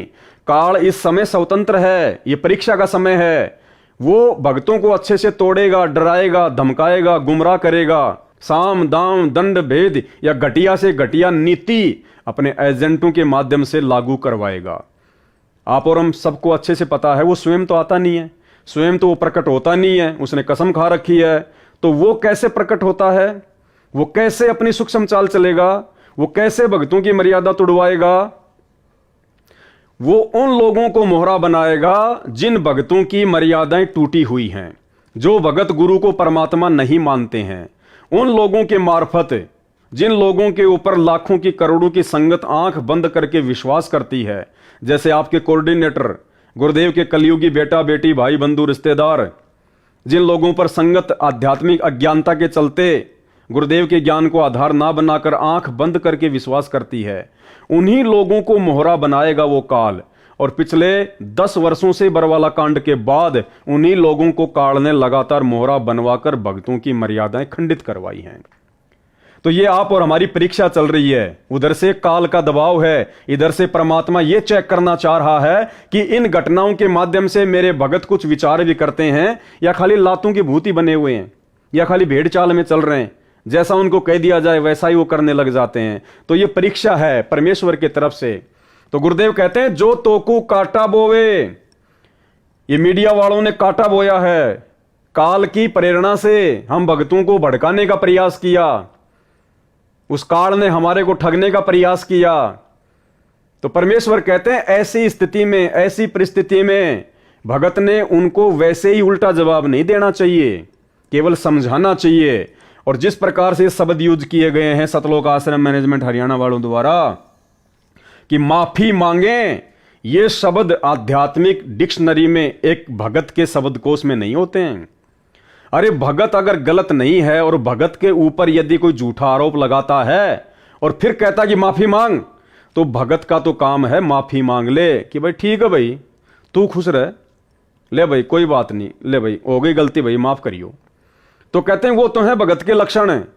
और एक भगत जिसको ज्ञान हो, सतगुरु का भगत हो, और वो दूसरों को कहे कि माफी मांग माफी मांग, तो भाई ये ज्ञान को नहीं, ये अहंकार को दर्शाता है, ये अज्ञानता को दर्शाता है, ये भगत की नादानी और मूर्खता को दर्शाता है, उसके ज्ञान को दर्शाता है। भगत कभी माफी मंगवाता नहीं है, भगत तो माफी मांगता है। तो ये परीक्षा थी कि जो तोकू काटा बोवे वाको बोतू फूल, और तोहे फूल के फूल हैं वाको हैं त्रिशूल। फिर देखना आने वाले समय में जो हमारे विरोधी हैं, जो हमारे विरुद्ध कुप्रचार कर रहे हैं, उनके साथ में परमात्मा किस प्रकार से पेश आएगा, कैसे उनको उनके उन कुकर्मों का हिसाब किताब चुकाना पड़ेगा। हमने वो परमात्मा पे छोड़ना पड़ेगा, गुरुदेव भगवान पर छोड़ना पड़ेगा। हमें केवल अपनी भक्ति से मतलब है, हमने केवल उतना ही करना है जितना गुरुदेव ने अपने सत्संगों में करने के लिए हमारे को निर्देशित कर दिया है कि जो तोकू काटा बोवे वाको बोतू फूल, और तोहे फूल के फूल हैं वाको हैं त्रिशूल। समय आने पर परमात्मा उसको उसके कुकर्मों की सजा ऑटोमेटिक दे देगा। राम किसी को मारे नहीं, मारे तो हत्यारा राम, अपने आप ही मर जाएंगे कर कर खोटे काम। हम भगत क्यों टेंशन लें, हम भगत क्यों सिर में दर्द करें, जब हमारा गुरु समर्थ है, हमारा गुरु सर्वशक्तिमान है, हमारा गुरु निर्विकार निर्विषम निर्लेपम है, कमल के पत्तों की तरह हैं, कमल के फूल की तरह हैं। इनके ऊपर कोई भी दाग, कोई भी कीचड़ लगे नहीं सकता, ठहर ही नहीं सकता। आप रोजाना नित्य नियम में पढ़ते हो, नित्य नियम का पाठ करते हो भक्ति बोध में, और उसमें परमेश्वर की क्या वाणी है, गरीब ऐसा सतगुरु हम मिल्या तेज पुंज की लोय। क्या पढ़ते हैं हम और किसके लिए पढ़ते हैं? अपने गुरुदेव भगवान के लिए पढ़ते हैं। सतगुरु रामपाल जी परमेश्वर जी के लिए बोलते हैं वाणियां नित्य नियम में। क्या बोलते हैं कि गरीब ऐसा सतगुरु हम मिल्या तेज पुंज की लोय। हम भगत कहते हैं कि हमारे को ऐसे गुरुदेव मिले हैं, ऐसे सतगुरु मिले हैं जिनकी तेज पुंज की लोय अर्थात देह, शरीर, बॉडी, जिनका शरीर हाड़ मांस का नहीं है, आप और हमारी तरह नहीं है। गुरु आप और हमारी तरह कोई मानुष नहीं है, आम व्यक्ति नहीं है। गरीब ऐसा सतगुरु हम मिल्या सतगुरु रामपाल जी के रूप में, जिनकी तेज पुंज की लोय और तन मन अर्पू शीस कू होनी होय सू होय। तो ऐसे तेज पुंज के शरीर वाले, नूरी शरीर वाले परमात्मा के ऊपर भाई चाहे मीडिया कीचड़ उछाले, चाहे सरकार कीचड़ उछाले, चाहे आपका पड़ोसी कीचड़ उछाले, उछालने दो। हमें पता है कि हमारे गुरुदेव क्या हैं और हम किस मार्ग पर आगे चल रहे हैं। फिर मन में दर्द क्यों, मन में टेंशन क्यों, मन में परेशानी क्यों, पेट में दर्द क्यों, फिर ये माफी मंगवाने वाला घटिया कर्म क्यों, गुरु के वचनों के खिलाफ ये घटिया कुकर्म करने की आवश्यकता क्या पड़ गई आपको? क्या साबित करना चाहते हो आप जी संत रामपाल जी के ज्ञान को लेकर? अब परमेश्वर ने हमें एक बात और बताई अपने सत्संगों में कि जिस प्रकार से कोई गोरी लड़की है और गोरी लड़की को यदि कोई कह दे कि एक काली, तो गुरुदेव ने बताया कि वो गोरी लड़की उस बात का बुरा नहीं मानती है। क्यों नहीं मानती है? क्योंकि उस गोरी लड़की को पता है कि तू काली नहीं है, तू गोरी है। और उस लड़की को इस बात का पता है कि सामने वाला व्यक्ति तुझे जो काली काली कह रहा है ना, इसके दो ही कारण हो सकते हैं। या तो उस व्यक्ति को इस बात का ज्ञान नहीं है, वो अज्ञानी है, या फिर उसने नशा कर रखा है जिस कारण से वो इस प्रकार की उठपटांग बातें कर रहा है। तो वो गोरी लड़की जिसको काली कहा जा रहा है, जो गोरी है, काली नहीं है, लेकिन उसके बावजूद भी वो लड़की नाराज नहीं होती है, क्योंकि उस लड़की को अपनी वास्तविक स्थिति का पता है कि मैं गोरी हूं या काली हूं। तो इसी प्रकार भाई और बहनों, जब हमें हमारे गुरुदेव भगवान की स्थिति का पता है कि ये तो पाक और पवित्र रब है, परमात्मा है, खुदा है, तेज पुंज की देह है, नूरी शरीर है, निर्विकार निर्विषम निर्लेपम परमात्मा है, इनको कोई दोष लग ही नहीं सकता, इनके ऊपर कोई कर्म लागू होता ही नहीं है। फिर इनको यदि कोई बलात्कारी कहता है, यदि इनके ऊपर कोई कीचड़ उछालता है, यदि गुरुदेव को नकली साधु संतों के साथ में ये भारतीय मीडिया जोड़ती है, और यदि हम भक्तों को इस बात का भली भांति ज्ञान है कि हमारे गुरुजी क्या हैं, तो भाई हमारे पेट में दर्द होना ही नहीं चाहिए, हमारे को परेशानी होनी नहीं चाहिए, हमारे को इस प्रकार से उत्तेजित होना ही नहीं चाहिए, हमारे को जोश में आकर होश खोना ही नहीं चाहिए। जबकि उस गोरी लड़की को तो आनंद सा आता है जब उसको कोई काली कहता है, वो तो हंसती है, मजाक में बात को टाल देती है। और हम तत्वज्ञानी भगत ऐसे महापुरुष से अनमोल तत्वज्ञान लेकर भी आज वर्तमान में भी इस प्रकार की घटिया हरकतें करके अपनी आध्यात्मिक अज्ञानता को दुनिया के सामने पेश कर रहे हैं। इसके अलावा गुरुदेव भगवान ने हमें एक वाणी के माध्यम से और समझाया है कि कहते को कहीं जान दे और गुरु की सीख तू ले, साकट और सवान को उल्ट जवाब ना दे। तो भारतीय मीडिया ने ये साकट वाला कुकर्म किया है। परम पूज्य सतगुरु रामपाल जी परमेश्वर जी को, जो कि पाक और पवित्र हैं, जिनके विषय में दुनिया अभी जानती नहीं है, पहचानती नहीं है, इन लोगों ने इन नकली और पाखंडी बाबाओं के साथ में परम पूज्य सतगुरु रामपाल जी परमेश्वर जी को जोड़कर जो साकट वाला कर्म किया है, जो कुत्ते वाला कर्म किया है। तो भाई और बहनों, यदि हम भक्तों को ज्ञान है, क्योंकि वो तो जगत है, उनको तो ज्ञान नहीं है, मीडिया वालों को तो वो तो कुछ भी कह सकते हैं, लेकिन हमें तो परमात्मा ने बताया ना कि ऐसी परिस्थिति में जब तुम्हारे खिलाफ या तुम्हारे गुरुदेव के खिलाफ यदि कोई उल्टी सीधी बातें बोले, अनर्गल झूठ फैलाए, तो ऐसे समय में भक्तों का क्या रिएक्शन होना चाहिए? कहते को कहीं जान दे और गुरु की सीख तू ले, साकट और श्वान को उल्ट जवाब ना दे। तो भारतीय मीडिया, ये समाचार पत्र वाले, टीवी चैनल वाले, यदि सतगुरु रामपाल जी परमेश्वर जी के खिलाफ इस प्रकार की झूठी न्यूज चला रहे हैं, कहते को कहीं जान दे, ये जो भी कह रहे हैं इनको कहने दो। और हमारे लिए क्या आदेश है? गुरु की सीख तू ले। हमने गुरु जी की शिक्षा लेनी है, हमने गुरु जी के ज्ञान को आधार बनाना है कि साकट और सवान को उल्टा जवाब ना दे। फिर तुमने ये उल्टा जवाब क्यों दिया भाई इनको? तुमने माफी मांगने की बात कहकर तुमने तो उल्टा जवाब दे दिया। तुम तो अहंकार में आ गए, मान बढ़ाई में आ गए, जोश में होश खो दिया, उत्तेजित हो गए, काल की सूक्ष्म चाल में फंस गए, गुरुदेव के ज्ञान से कोसों दूर हटकर। तो भाई और बहनों, आप और हम सत्सेवकों का सौभाग्य है कि जो गलतियां सतलोक आश्रम मैनेजमेंट हरियाणा वाले लगातार करते जा रहे हैं, और गलतियां भाई और बहनों एक भगत से केवल उसी समय होंगी जब तक वो भगत अपने गुरुजी को परमात्मा नहीं मान लेगा। जिस दिन अपने गुरु के ज्ञान को आधार बनाकर आप अपने गुरु की पहचान कर लोगे, आप अपने गुरु को परमात्मा के रूप में स्वीकार कर लोगे हृदय से, खाली जुबान से भगवान भगवान कहने से बात नहीं बनती। ये जुबान से भगवान भगवान तो ये सतलोक आश्रम मैनेजमेंट हरियाणा वाले इन आश्रमों में सारा दिन चिल्लाते रहते हैं, सतगुरु रामपाल जी भगवान की जय, सतगुरु रामपाल जी भगवान की जय। परमात्मा जुबान से भगवान भगवान कहने से प्रसन्न नहीं होता, वो अंतर्यामी है, वो देखता है इसके हृदय में भगवान के रूप में उसका गुरु समाया है या नहीं समाया है। फॉर्मेलिटी नहीं चलती भक्ति मार्ग में। परमेश्वर अंतर्यामी है, गुरुदेव अंतर्यामी हैं, इनसे कुछ भी छुपा हुआ नहीं है। तो हमने हर प्रकार से परमेश्वर के ज्ञान को आधार बनाकर ही भक्ति मार्ग पर आगे बढ़ना है। और जिस प्रकार से ये मैनेजमेंट वाले भाई बहन जो गलतियां करते जा रहे हैं, आप और हमारा सौभाग्य है कि परमात्मा मुझ जैसे 2 कौड़ी के जीव को सद्बुद्धि देके आप भाई बहनों का इस प्रकार से वीडियो बनवाकर मार्गदर्शन करवाते जा रहे हैं। हमें निरंतर भक्ति मार्ग पर आगे बढ़ाते जा रहे हैं।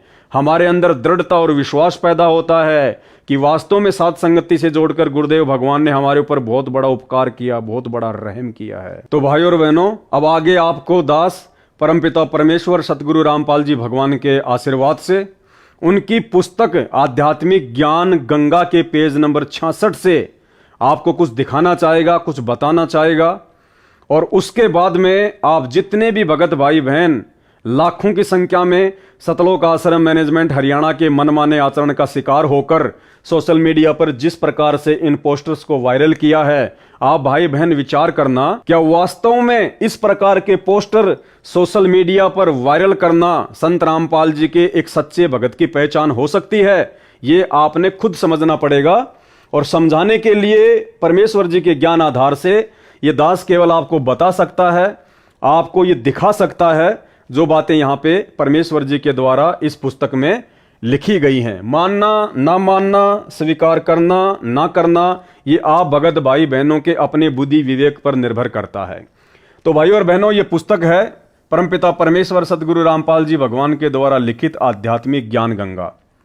और आध्यात्मिक ज्ञान गंगा पुस्तक का ये पेज नंबर है 66। और इस पर सतगुरु रामपाल जी भगवान ने एक भगत को किस प्रकार से भक्ति मार्ग पर रहना चाहिए, कितनी शांति और अधीनता के साथ में रहना चाहिए, और कैसे हमने दूसरे लोगों के साथ वाद विवाद करने से बचना चाहिए ताकि हम अपनी भक्ति को सफल करें और काल की किसी भी चाल में ना फंस सकें। तो उसके बाद आप जी खुद विचार करना कि जो कुक्रम, जो मनमाना आचरण मीडिया चैनल वालों के खिलाफ सतगुरु रामपाल जी परमेश्वर जी का नाम बताकर उन बड़े बड़े समझे जाने वाले भक्तों के द्वारा सतलोक आश्रम मैनेजमेंट हरियाणा के द्वारा आप लाखों की संगत से करवाया गया है, वो कहाँ तक उचित है और कहाँ तक अनुचित है। तो ये पुस्तक आध्यात्मिक ज्ञान गंगा पेज नंबर 66, इसमें गुरुदेव भगवान क्या कह रहे हैं? हम एक कुल मालिक की संतान हैं। ये किसके लिए कहा परमात्मा ने? इस 21 ब्रह्मांड में जितने भी जीव हैं, चाहे वो पशु पक्षी हों या चाहे मानव शरीरधारी आप और हमारे जैसे स्त्री पुरुष हों, सबके लिए गुरुदेव क्या कह रहे हैं? हम एक कुल मालिक की संतान हैं। यानी वो मीडिया वाले भी परमात्मा की संतान हैं, गुरुदेव भगवान के ही बच्चे हैं। सत ज्ञान न होने से हिंदू मुसलमान के झगड़े, हिंदू सिख के झगड़े, मुसलमान ईसाई के झगड़े धर्म के श्रेष्ठता और अश्रेष्ठता के कारण हैं। परमेश्वर कह रहे हैं कि इस संसार में आप मानव शरीरधारी प्राणियों के जितने भी आपस के झगड़े, राग द्वेष, ईर्ष्या, मारपीट जो भी होती है ना, ये आपस में धर्म के नाम पे होती है, धार्मिक अज्ञानता के नाम पे होती है, काल की, शैतान की सूक्ष्म चाल के कारण होती है। हम एक कुल मालिक की संतान हैं। सतज्ञान ना होने से, यानी वास्तविक आध्यात्मिक ज्ञान ना होने से, जबकि आप और हमें तो गुरुदेव ने सतज्ञान दे दिया, वास्तविक आध्यात्मिक ज्ञान दे दिया। सतज्ञान ना होने से हिंदू मुसलमान के झगड़े, हिंदू सिख के झगड़े, मुसलमान ईसाई के झगड़े धर्म के श्रेष्ठता और अश्रेष्ठता के कारण है कि हमारा धर्म बढ़िया, हमारा धर्म बढ़िया।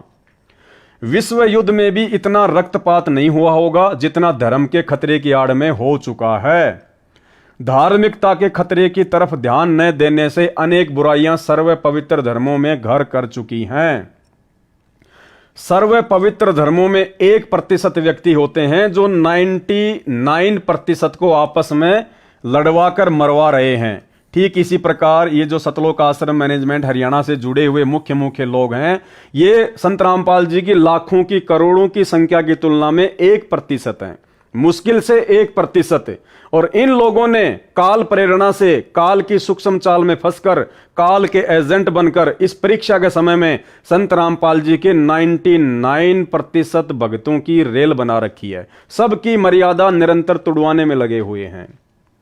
धार्मिकता के खतरे की तरफ ध्यान न देने से अनेक बुराइयां सर्व पवित्र धर्मों में घर कर चुकी हैं। सर्व पवित्र धर्मों में केवल 1% व्यक्ति होते हैं जो 99% को आपस में लड़वा कर मरवा देते हैं। इसके विपरीत हिंदू हिंदू को मार रहा है, सिख सिख को काट रहा है, मुसलमान मुसलमान को परेशान कर रहा है, ईसाई ईसाई का दुश्मन बना हुआ है, आर्य समाजी पर ही मुकदमे किए बैठा है, कबीर पंथियों के दुश्मन बने बैठे हैं। जिस प्रकार हम भी तो कबीर पंथी हैं, यानी सतगुरु रामपाल जी भगवान स्वयं कबीर परमात्मा हैं, और उनसे उपदेश लेकर उनके शिष्य बनकर हम भी कबीर पंथी हो गए। तो परमेश्वर कह रहे हैं कबीर पंथियों के दुश्मन बने हैं। आज हम सत्सेवकों को जो कि ज्ञान आधार से भक्ति करना चाहते हैं, जगह जगह साथ संगतियां करके परमेश्वर के ज्ञान आधार से हम लोग 5 यज्ञ करते हैं, एक दूसरे भाई बहनों की गुरुदेव के सत्संग आधार से शंका समाधान करते हैं, परमेश्वर को इकट्ठा होकर भोग लगाते हैं। तो आज हम कबीर पंथियों को सबसे ज्यादा दुखी परेशान कौन करता है? आज सैकड़ों की संख्या में जितनी भी साध संगतियां हो चुकी हैं, और उनमें से ज्यादातर साध संगतियों में बीच में आकर या पुलिस वालों को लेकर सबसे ज्यादा भक्तों को परेशान कौन करता है? भक्तों को दुखी कौन करता है? भक्तों के साथ में मारपीट कौन करवाता है? भक्तों के साथ में स्वयं मारपीट कौन करता है? भक्तों की साथ संगतियां कौन कैंसिल करवाता है? सतलोक आश्रम मैनेजमेंट हरियाणा, यानी कबीर पंथी ही कबीर पंथियों के दुश्मन बने हुए हैं। तथा अन्य आश्रमों में तथा डेरों के महंतों व संतों के आपस में कत्लेआम तथा मुकदमे तत्व ज्ञान के अभाव के कारण ही हो रहे हैं।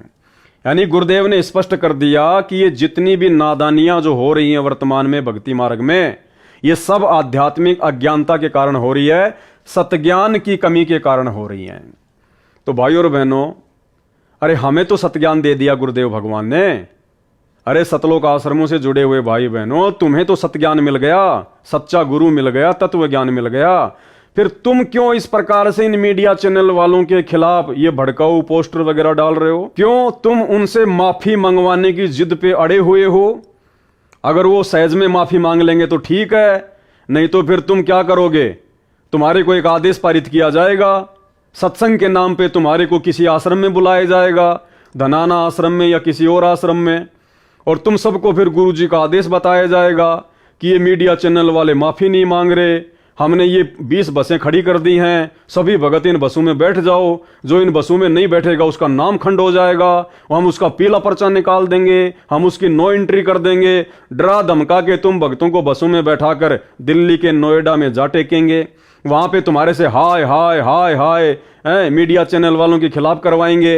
अब मीडिया चैनल वाले ऊपर से आएंगे, 2 शब्द बोल के चले जाएंगे, दूसरे दिन छोटी सी किसी कोने में एक न्यूज दे देंगे कि हमने अन्य नकली साधु संतों के साथ में जो संत रामपाल जी का नाम जोड़ा था, ऐसा संत रामपाल जी में कुछ भी नहीं है, हम उसके लिए क्षमा प्रार्थी हैं। तुम खुश हो जाओगे। तो ये आपकी आध्यात्मिक अज्ञानता है। अब भाइयों और बहनों, इस आध्यात्मिक ज्ञान गंगा पुस्तक के पेज नंबर 66 पर जो ये बातें लिखी हैं सतगुरु रामपाल जी परमेश्वर जी के द्वारा, और इसमें क्या लिखा हुआ है? तथा अन्य आश्रमों तथा डेरों के महंतों व संतों के आपस में कत्लेआम तथा मुकदमे तत्व ज्ञान के अभाव के कारण ही हैं। यानी संत रामपाल जी भगवान ये कहना चाह रहे हैं कि ये जितने भी आश्रम हैं, जितने भी ये कबीर पंथी हैं, जो गुरु बन के बैठे हैं, जो शिष्य हैं, आपस में भी ये एक दूसरे पर मुकदमे किए हुए बैठे हैं। तो ये सब कुछ क्यों है? आध्यात्मिक अज्ञानता के कारण, सतज्ञान की कमी के कारण। कौन लिख रहे हैं ये बात? संत रामपाल जी। यानी संत रामपाल जी कह रहे हैं कि भक्तों के आपस में मुकदमे नहीं होने चाहिए, गुरु चेलों के आपस में मुकदमे नहीं होने चाहिए। अगर कोई ऐसा करता है तो साबित हो जाता है कि उसको ज्ञान नहीं है, उसको पूर्ण सतज्ञान नहीं है। अब आपके मन में एक छोटी सी शंका आ सकती है कि यहां तो खुद गुरुजी किसी के ऊपर मुकदमे ना करने की सलाह दे रहे हैं, तो फिर गुरुजी ने सन 2022 में पवन दास के ऊपर 420 का मुकदमा क्यों करवाया? जिस मुकदमे में पवनदास हिसार जेल में 3.5 महीने जेल काट के आया था, तो गुरुजी ने फिर पवनदास के ऊपर मुकदमा क्यों करवाया? क्योंकि यहां तो गुरुजी मुकदमे करने की बात को खारिज कर रहे हैं कि आपस में मुकदमे नहीं करने चाहिए, अगर कोई मुकदमा करता है तो उसको ज्ञान नहीं है। जबकि हमारे गुरुजी तो पूर्ण ज्ञानी है, तत्व ज्ञानी है। गीता जी अध्याय 4 श्लोक 34 के अनुसार वो तत्वदर्शी संत हैं जिनके बराबर विश्व में किसी को आध्यात्मिक ज्ञान नहीं है। फिर गुरुजी ने पवनदास के ऊपर 420 का मुकदमा क्यों किया? जबकि गुरुजी का रिकॉर्ड है, गुरुजी का इतिहास है। सन 1994 से गुरुजी ने ज्ञान देना शुरू किया है अपनी लीला अनुसार, और वर्तमान तक गुरुजी के साथ ना जाने कितने लोगों ने कितना बुरा बर्ताव किया। गुरुजी के साथ में लोगों ने बदसलूकियां की, गालियां निकाली। जबकि गुरुदेव ने हमें बताया कि एक बार वे हरियाणा के चिड़ी गांव में सत्संग करने के लिए गए हुए थे, पाठ करने के लिए गए हुए थे। तो जिनके घर पे पाठ था उनके रिश्तेदार इस बात से नाराज थे, वो खुश नहीं थे, वो गुरुजी के बारे में भला बुरा कहते थे। तो जब गुरुदेव वापस सत्संग करके जा रहे थे तो रास्ते में वो रिश्तेदार भी आ गए। उन्होंने गाड़ी खड़ी कर दी गुरुदेव की गाड़ी के आगे, ड्राइवर को भी नीचे उतारा, गुरुदेव को भी नीचे उतारा और गुरुदेव को गालियां निकाली, भला बुरा कहा, जो कुछ कहना था उन्होंने कहा। और अंत में उन्होंने कहा कि कान पकड़ के माफी मांग कि आज के बाद में चिड़ी गांव में सत्संग करने नहीं आएगा। तो भाई और बहनों, ये तो लीलाधर है, लीलाधर। इस परमेश्वर की गति को तो ये काल भी नहीं जानता, ये भी धोखे में रहता है। उस लीलाधर ने, उस परमपिता परमेश्वर जी ने, समर्थ ने अपने ही उस बच्चे के आगे जो उनको पहचान नहीं पाया और कान पकड़कर गुरुदेव भगवान ने माफी मांगी कि भाई आज के बाद हम थारे चिड़ी गांव में नहीं आएंगे। उसके बाद उन्होंने गुरुदेव को जाने दिया। अगर ये परमात्मा चाहे, भाई और बहनों, हम नित्य नियम में पढ़ते हैं, गरीब ऐसा सतगुरु हम मिल्या बेपरवाह अबंद, परम हंस पूर्ण पुरुष रोम रोम रविचंद। और जाके अर्ध रूम पर, अर्ध रूम यानी आधा बाल, जाके अर्ध रूम पर शकल पसारा, ये किस ब्रह्मांड, अक्षर पुरुष के 7 शंख ब्रह्मांड, सतलोक ऊपर के 3 लोक। कहते हैं उस आदि पुरुष परमपिता परमेश्वर सतगुरु रामपाल जी भगवान, जिनका वैदिक नाम है कबीर देव, कहते हैं उनके आधे बाल के बराबर भी ये सकल सृष्टि पूरी कायनात नहीं है। इतने समर्थ हैं हमारे गुरुदेव भगवान सतगुरु रामपाल जी परमेश्वर जी। अगर वो परमात्मा फूक मार दे, 21 ब्रह्मांड उड़ के ना जाने कहां चले जाएं। लेकिन ये लीलाधर ऐसी लीला करता है, इसीलिए नानक जी ने इनको ठगवाड़ा कहा है। इसीलिए वेदों में इस कबीर देव भगवान को तस्करा कहा है। तस्करा यानी आंखों में धूल झोंक कर अपना काम करने वाला। काल को भी यकीन नहीं है कि वो परमात्मा इस गंदे लोक में आके इस प्रकार से एक आम व्यक्ति, आम संत की तरह भूमिका करके अपने मिशन को पूरा करता होगा। इनको ठगवाड़ा इसीलिए कहा गया है, इनको तस्करा इसीलिए कहा गया है। तो भाई और बहनों, आपके मन में भी ये सवाल आया होगा, आ रहा होगा ये पढ़ने के बाद में, कि जो गुरुदेव भगवान एक दूसरे के ऊपर मुकदमे ना करने की सलाह दे रहे हैं, फिर उन्होंने अपने ही शिष्य पवनदास के ऊपर 420 का मुकदमा क्यों किया? तो भाई और बहनों, अगर इसके ऊपर मैं वीडियो बनाऊंगा तो कम से कम 4-5 घंटे का वीडियो बन जाएगा। ये बहुत लंबी चौड़ी कहानी है, ये परमात्मा के मिशन का एक हिस्सा है। समझदार भाई बहन तो इस बात को भली भांति जानते हैं, जो सत्सेवक हैं वो। और दास कई बार इन बातों का जिक्र भी कर चुका है। जेल से आने के बाद दास ने 4 घंटे का वीडियो भी बनाया था। ये बहुत लंबा चौड़ा विषय है, ये परमेश्वर की लीला का एक हिस्सा है। समझदार तो इसको समझ चुके हैं, और ना समझों को समझाएंगे तो वो समझ नहीं पाएंगे। तो इस मैटर को हम छोड़ देते हैं।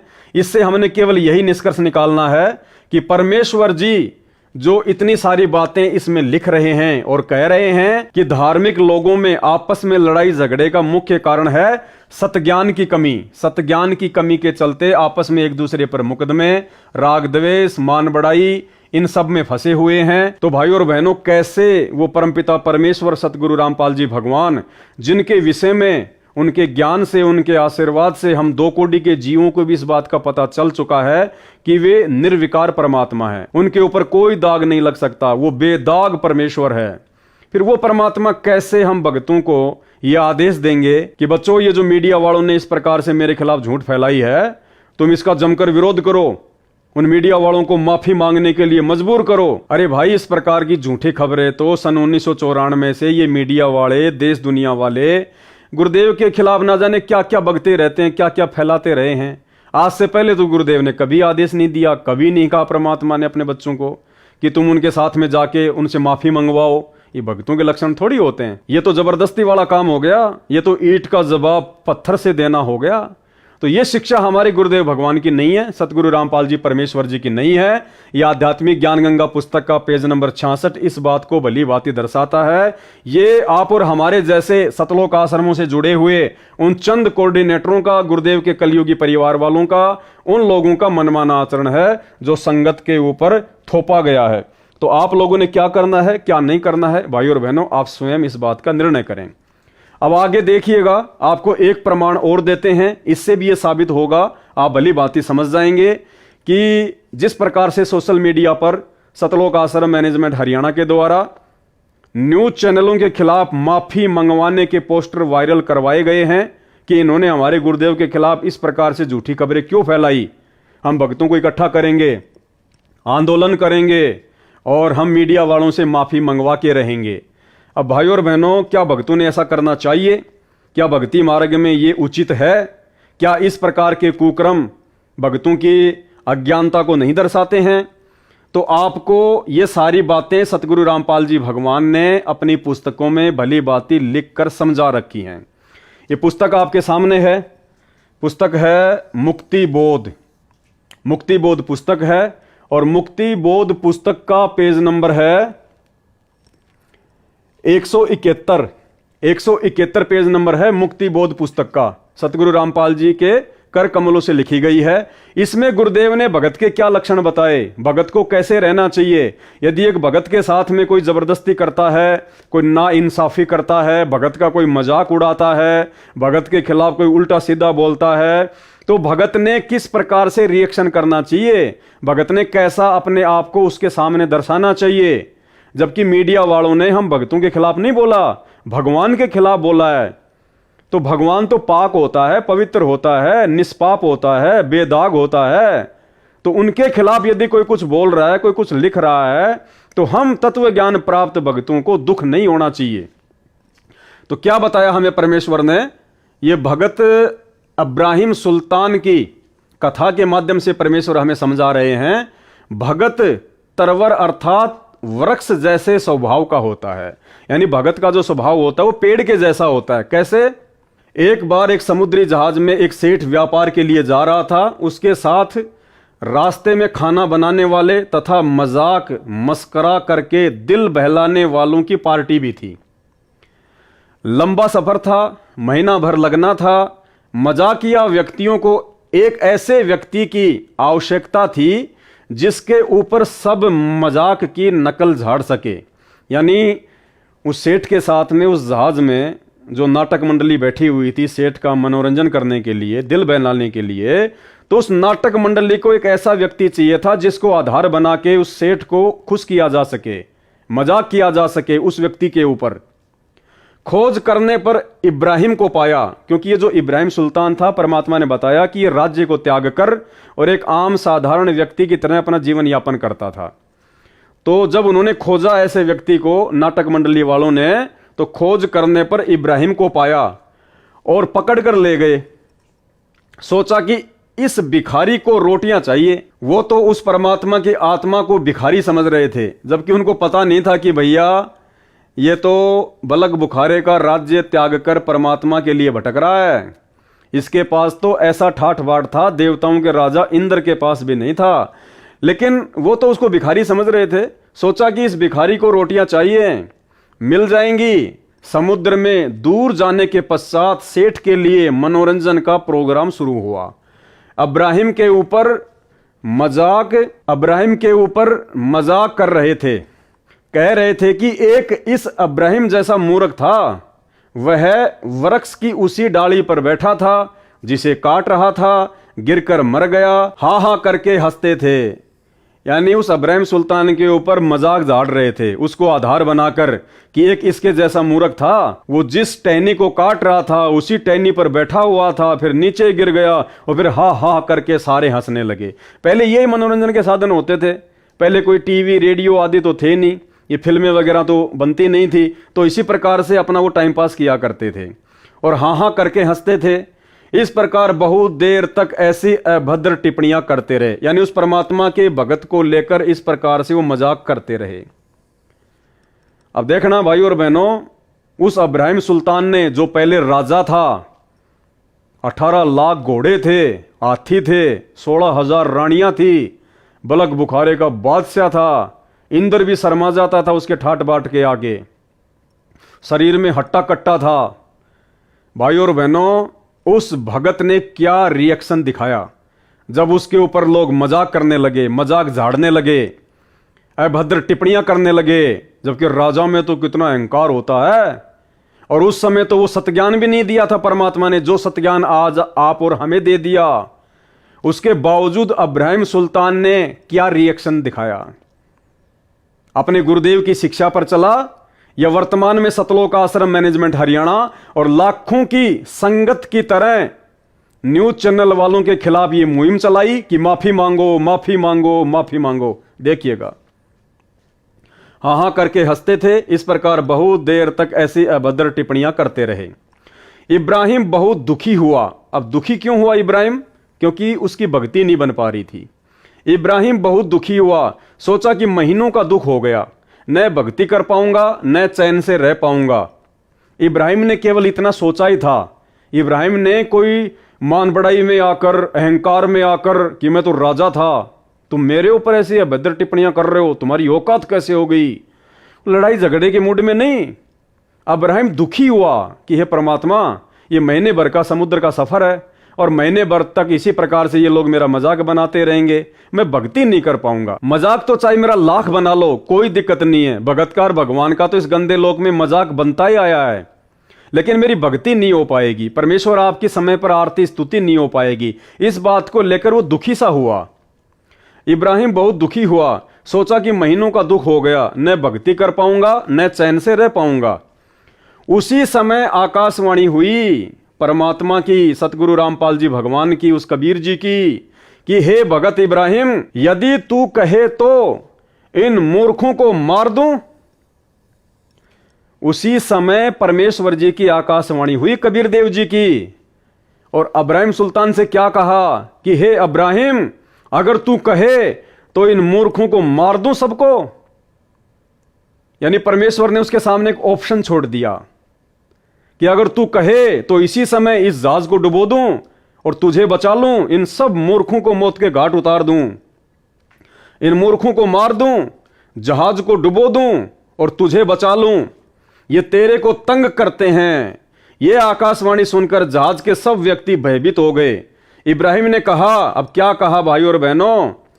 इब्राहिम सुल्तान ने क्या कहा? वो भगत, जो भगत राजा था, आज तुम लोग क्या हो? भिखारी हो, भिखारी दुनिया वालों की तुलना में। फिर भी तुम्हारे अंदर इतना अहंकार, इतना घमंड, इतनी अज्ञानता। इब्राहिम सुल्तान तो राजा था, और इतना बड़ा राजा, और ऊपर से राजा में कितना घमंड, कितना अहंकार होता है। लेकिन उस प्यारी आत्मा ने अपने घमंड और अहंकार को साइड में पटक दिया कि आधीनी के पास है पूर्ण ब्रह्म दयाल, मान बढ़ाई मारियो बेअदबी सिरकाल। क्या कहा उस भगत ने? इब्राहिम ने कहा, हे अल्लाह, यह कलंक मेरे माथे पर न लगा कि परमात्मा, मैं ऐसा कर्म नहीं कर सकता, मैं ये दोष अपने सिर पर नहीं ले सकता। ये बेखबर हैं। क्या कहा इब्राहिम सुल्तान ने कि परमात्मा ये तो बेखबर हैं, ये क्या जाने आपकी महिमा को, ये क्या जाने आपकी समर्थता को, ये क्या जाने आपके ज्ञान को। जबकि सतलोक आश्रम मैनेजमेंट हरियाणा और लाखों की संगत ने तो कहा कि माफी मांगो।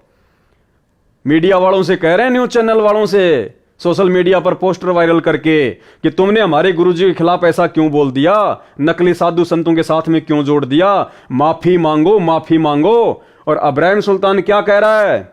ये बेखबर हैं, इतने व्यक्तियों के मारने के स्थान पर मुझे ही मार दे या इनको सद्बुद्धि दे दे।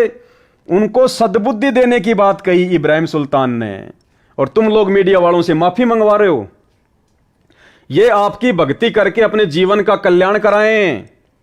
जहाज मालिक सहित सब यात्रियों ने इब्राहिम से क्षमा याचना की, यानी उस इब्राहिम सुल्तान का ऐसा व्यवहार देखकर सभी लोगों ने और जहाज के मालिक ने इब्राहिम सुल्तान से माफी मांगी। और वर्तमान में तुम सतलोक आश्रम मैनेजमेंट हरियाणा से जुड़े हुए भाई बहन जिस प्रकार से एक मुहिम चला रहे हो टीवी न्यूज चैनल वालों से माफी मंगवाने की, तुम्हारी इस गंदी हरकत से, तुम्हारे इस अहंकार को देखकर, तुम्हारी इस मान बढ़ाई को देखकर क्या मीडिया वाले कभी परमात्मा के ज्ञान को सुनना पसंद करेंगे? क्या मीडिया वाले कभी तुम्हारे से बैठकर ज्ञान चर्चा करेंगे? अरे तुम भगत हो, अपनी साधुता दिखाते, सतलोक आश्रम से 5 व्यक्ति जाते, मीडिया चैनल वालों के जो सीनियर हैं उनसे बैठ के बात करते, उनको ज्ञान गंगा पुस्तक दे के आते, उनको गुरुदेव भगवान के विषय में उनको समझा के आते, और जो गलती उनसे हुई है प्यार और प्रेम के साथ में उनको बताते। निश्चित तौर पर उन पर असर होता, निश्चित तौर पर, और निकट भविष्य में कभी भी वो व्यक्ति ऐसी न्यूज नहीं चलाते। लेकिन तुमने क्या किया? कहते हो कि हम तत्वज्ञानी संत के भगत हैं, हमें ज्ञान है, हम सतलोक जाएंगे हैं, और काम कर रहे हो तुम ये सड़े गले, ये बदबूदार काम कर रहे हो तुम, मान बड़ाई और अहंकार में तुम सड़ रहे हो। इसलिए तो गुरुजी अपने इन हिसार जेल से आने वाली ऑडियो में कह रहे हैं कि बच्चों तुम अहंकार में सड़ रहे हो, काल तुम्हारे सिर पे बैठा है, दुर्गति करेगा तुम्हारी दुर्गति। ये ऑडियो सुन लो पहले परमात्मा की। परमार्थ क्या है? स्वार्थ नहीं, वर्द अवस्था आएगी। अब भी 3-3 घंटे 4-4 घंटे खड़ा होकर परमात्मा की नौकरी कर रहा हूँ उसके बच्चों के। आँख खोल लो, 10 समझ थोड़ी सी भी बच्ची हो तो काल ने फूक दिया कति दिमाग तुम्हारे। तो भाई अगर भक्ति करनी है, भगवान को प्रसन्न करना है, तो इब्राहिम सुल्तान जैसा बनना पड़ेगा, उससे भी कई गुना ऊपर उठ के आधीन और विनम्र बनना पड़ेगा।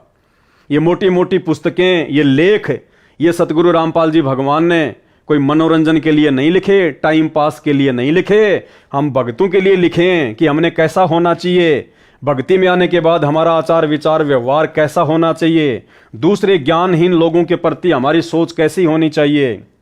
तो इब्राहिम सुल्तान ने कहा, जब परमेश्वर ने आकाशवाणी की कि इब्राहिम अगर तू कहे तो मैं इन सबको मार दूं, जहाज को डुबो दूं, उसी समय आकाशवाणी हुई कि हे भगत इब्राहिम, यदि तू कहे तो इन सब मूर्खों को मार दूं, जहाज को डुबो दूं, तुझे बचा लूं, ये तेरे को तंग करते हैं।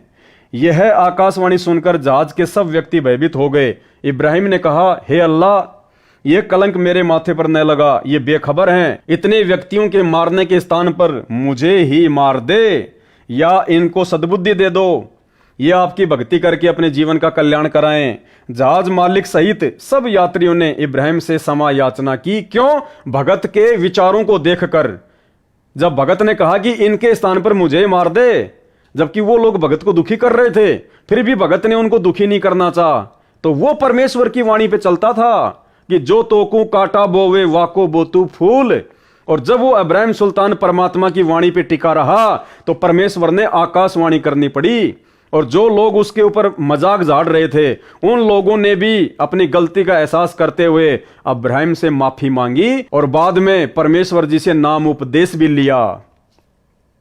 यह आपकी भक्ति करके अपने जीवन का कल्याण कराएं। जहाज मालिक सहित सब यात्रियों ने इब्राहिम से क्षमा याचना की तथा परमात्मा का ज्ञान सुना। अब तुम्हारा ज्ञान कौन सुनेगा भाई? तुम्हारा आचरण, तुम्हारा व्यवहार, तुम्हारा लक्षण भगत जैसा है ही नहीं। तुम तो उल्टा अहंकार में सड़ रहे हो, मीडिया वालों से माफी मंगवाने की जिद पे अड़े हुए हो, इस प्रकार के पोस्टर सरेआम तुम सोशल मीडिया पर वायरल कर रहे हो। देश दुनिया को क्या संदेशा दे रहे हो तुम? जहाज मालिक सहित सब यात्रियों ने इब्राहिम से क्षमा याचना की तथा परमात्मा का ज्ञान सुना, आदर के साथ अपने साथ रखा। उसके बाद इब्राहिम सुल्तान को आदर के साथ अपने साथ में रखा।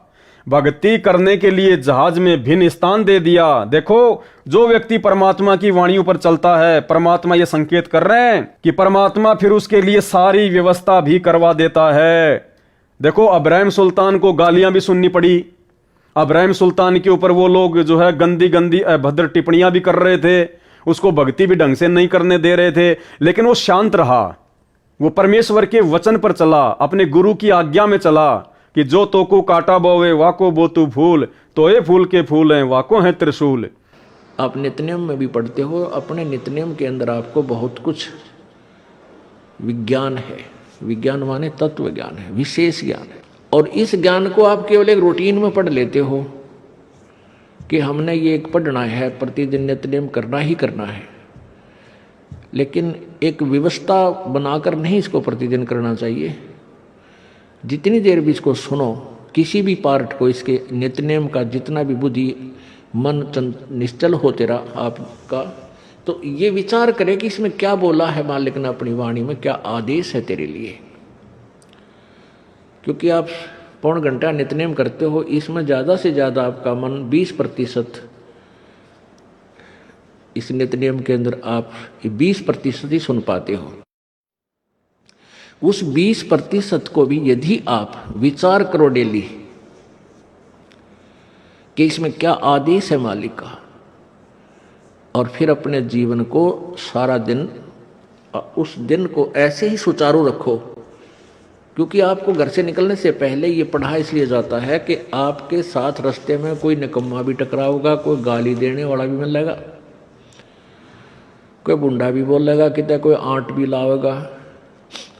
तो उनके साथ आपने कैसे व्यवहार करना है। आवत गाड़ी एक है, उल्टा हो अनेक, और कह कबीर ना उलटियो वा रहे एक की एक। इसको पढ़ना नहीं है। मान ले कोई बुंडा बोला है, गलत बोलता है, गाली देता है, तो उसने तो कर दिया यूँ काम, और आप भी उल्टा दोगे तो फिर 4 और देगा, क्यों, तो पूरे मूड में है, वो तो फुल मूड में है लड़ाई के में, और आप भी आगे से उल्टी बोल पड़ोगे तो वो तो 4 बैठा है। जब बसात क्या उनका मुकदमा रोज कर ले चाहे दिन में। तो कहते परमात्मा आवत गाड़ी एक है, उल्टा हो अनेक, और कहे कबीर ना उलटियो रहे एक का एक। और देख आगे कितनी प्यारी बात कही है, गाली ही से उपजे कलह, कष्ट और मौत, मृत्यु तक तो पहुंच जाती है एक छोटी सी गाली।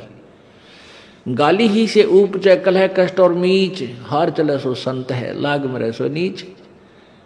हम भगत भी हैं, और दूसरा में बुंडा अच्छा बोल रहा है, और उसने मान लिया किसी किस कह दिया, हमने उसका 2 दड़ाक धर दिए, उल्टे भी बोल दिए, फिर वो मारण पर उतारू हो गया, फिर हमने उठोक दिया।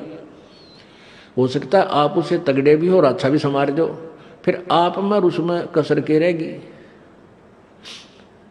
आप तगड़े भी हो और आपसे हल्का आदमी भी आपने बुढ़ा अच्छा बोला है, उसने बालक समझ के अनजान है, उससे बचो। तो इन नित्य नियम करने का डेली हमें जो पाठ करते हैं, इससे ज्ञान यज्ञ तो होता ही है। ज्ञान यज्ञ के साथ हमने समाधान भी इसका साथ पैरेलल करना पड़ेगा, तभी इसके पढ़ने का लाभ है। एक लाभ तो हो गया ज्ञान यज्ञ का, और उसके ऊपर अमल हमने किया नहीं, उसका काम फिर सारा बिगड़ गया। तो कहते हैं ये बातें कहन सुन के नहीं भाई, ये कर पाड़न की है। उसने साधुता दिखाई, उसने भगतपना दिखाया, तो अंत में परमात्मा ने उन्हीं लोगों के माध्यम से उस जहाज में इब्राहिम सुल्तान के लिए भक्ति की व्यवस्था भी करवा दी। भक्ति करने के लिए जहाज में भिन्न स्थान भी दे दिया। यानी भाई और बहनों, ये परमात्मा जी की अमर वाणियां हैं। ये वाणियां आज भी वैसी हैं, इब्राहिम सुल्तान के समय भी वैसी थी और सतयुग में भी वैसी थी। यदि हम परमात्मा की वाणियों पर चलेंगे तो परमेश्वर की वाणियों के अनुसार ही फिर हमारे को लाभ मिलेगा कि जो तोकू काटा बोवे वाको बोतू फूल, तो ये फूल के फूल हैं, वाको हैं त्रिशूल। अंत में भगत के साथ में अच्छा ही होगा। इब्राहिम ने उन सबको सत्य ज्ञान समझाकर आश्रम में लाकर गुरुजी से दीक्षा दिला दी। ये होते हैं भगत के लक्षण। और जब भगत अपने लक्षणों को दिखाता है, भक्ति वाले लक्षणों को, अपने गुरुजी के वचन पर चलता है, तो परमात्मा भी कोई कमी नहीं छोड़ता है। भाई और बहनों, हम सत्सेवकों ने यह शिक्षा लेनी है। इन सतलोक आश्रम से जुड़े हुए भाई बहनों की मूर्खता को आधार बनाकर हम भाई बहनों ने काल को मौका नहीं देना है।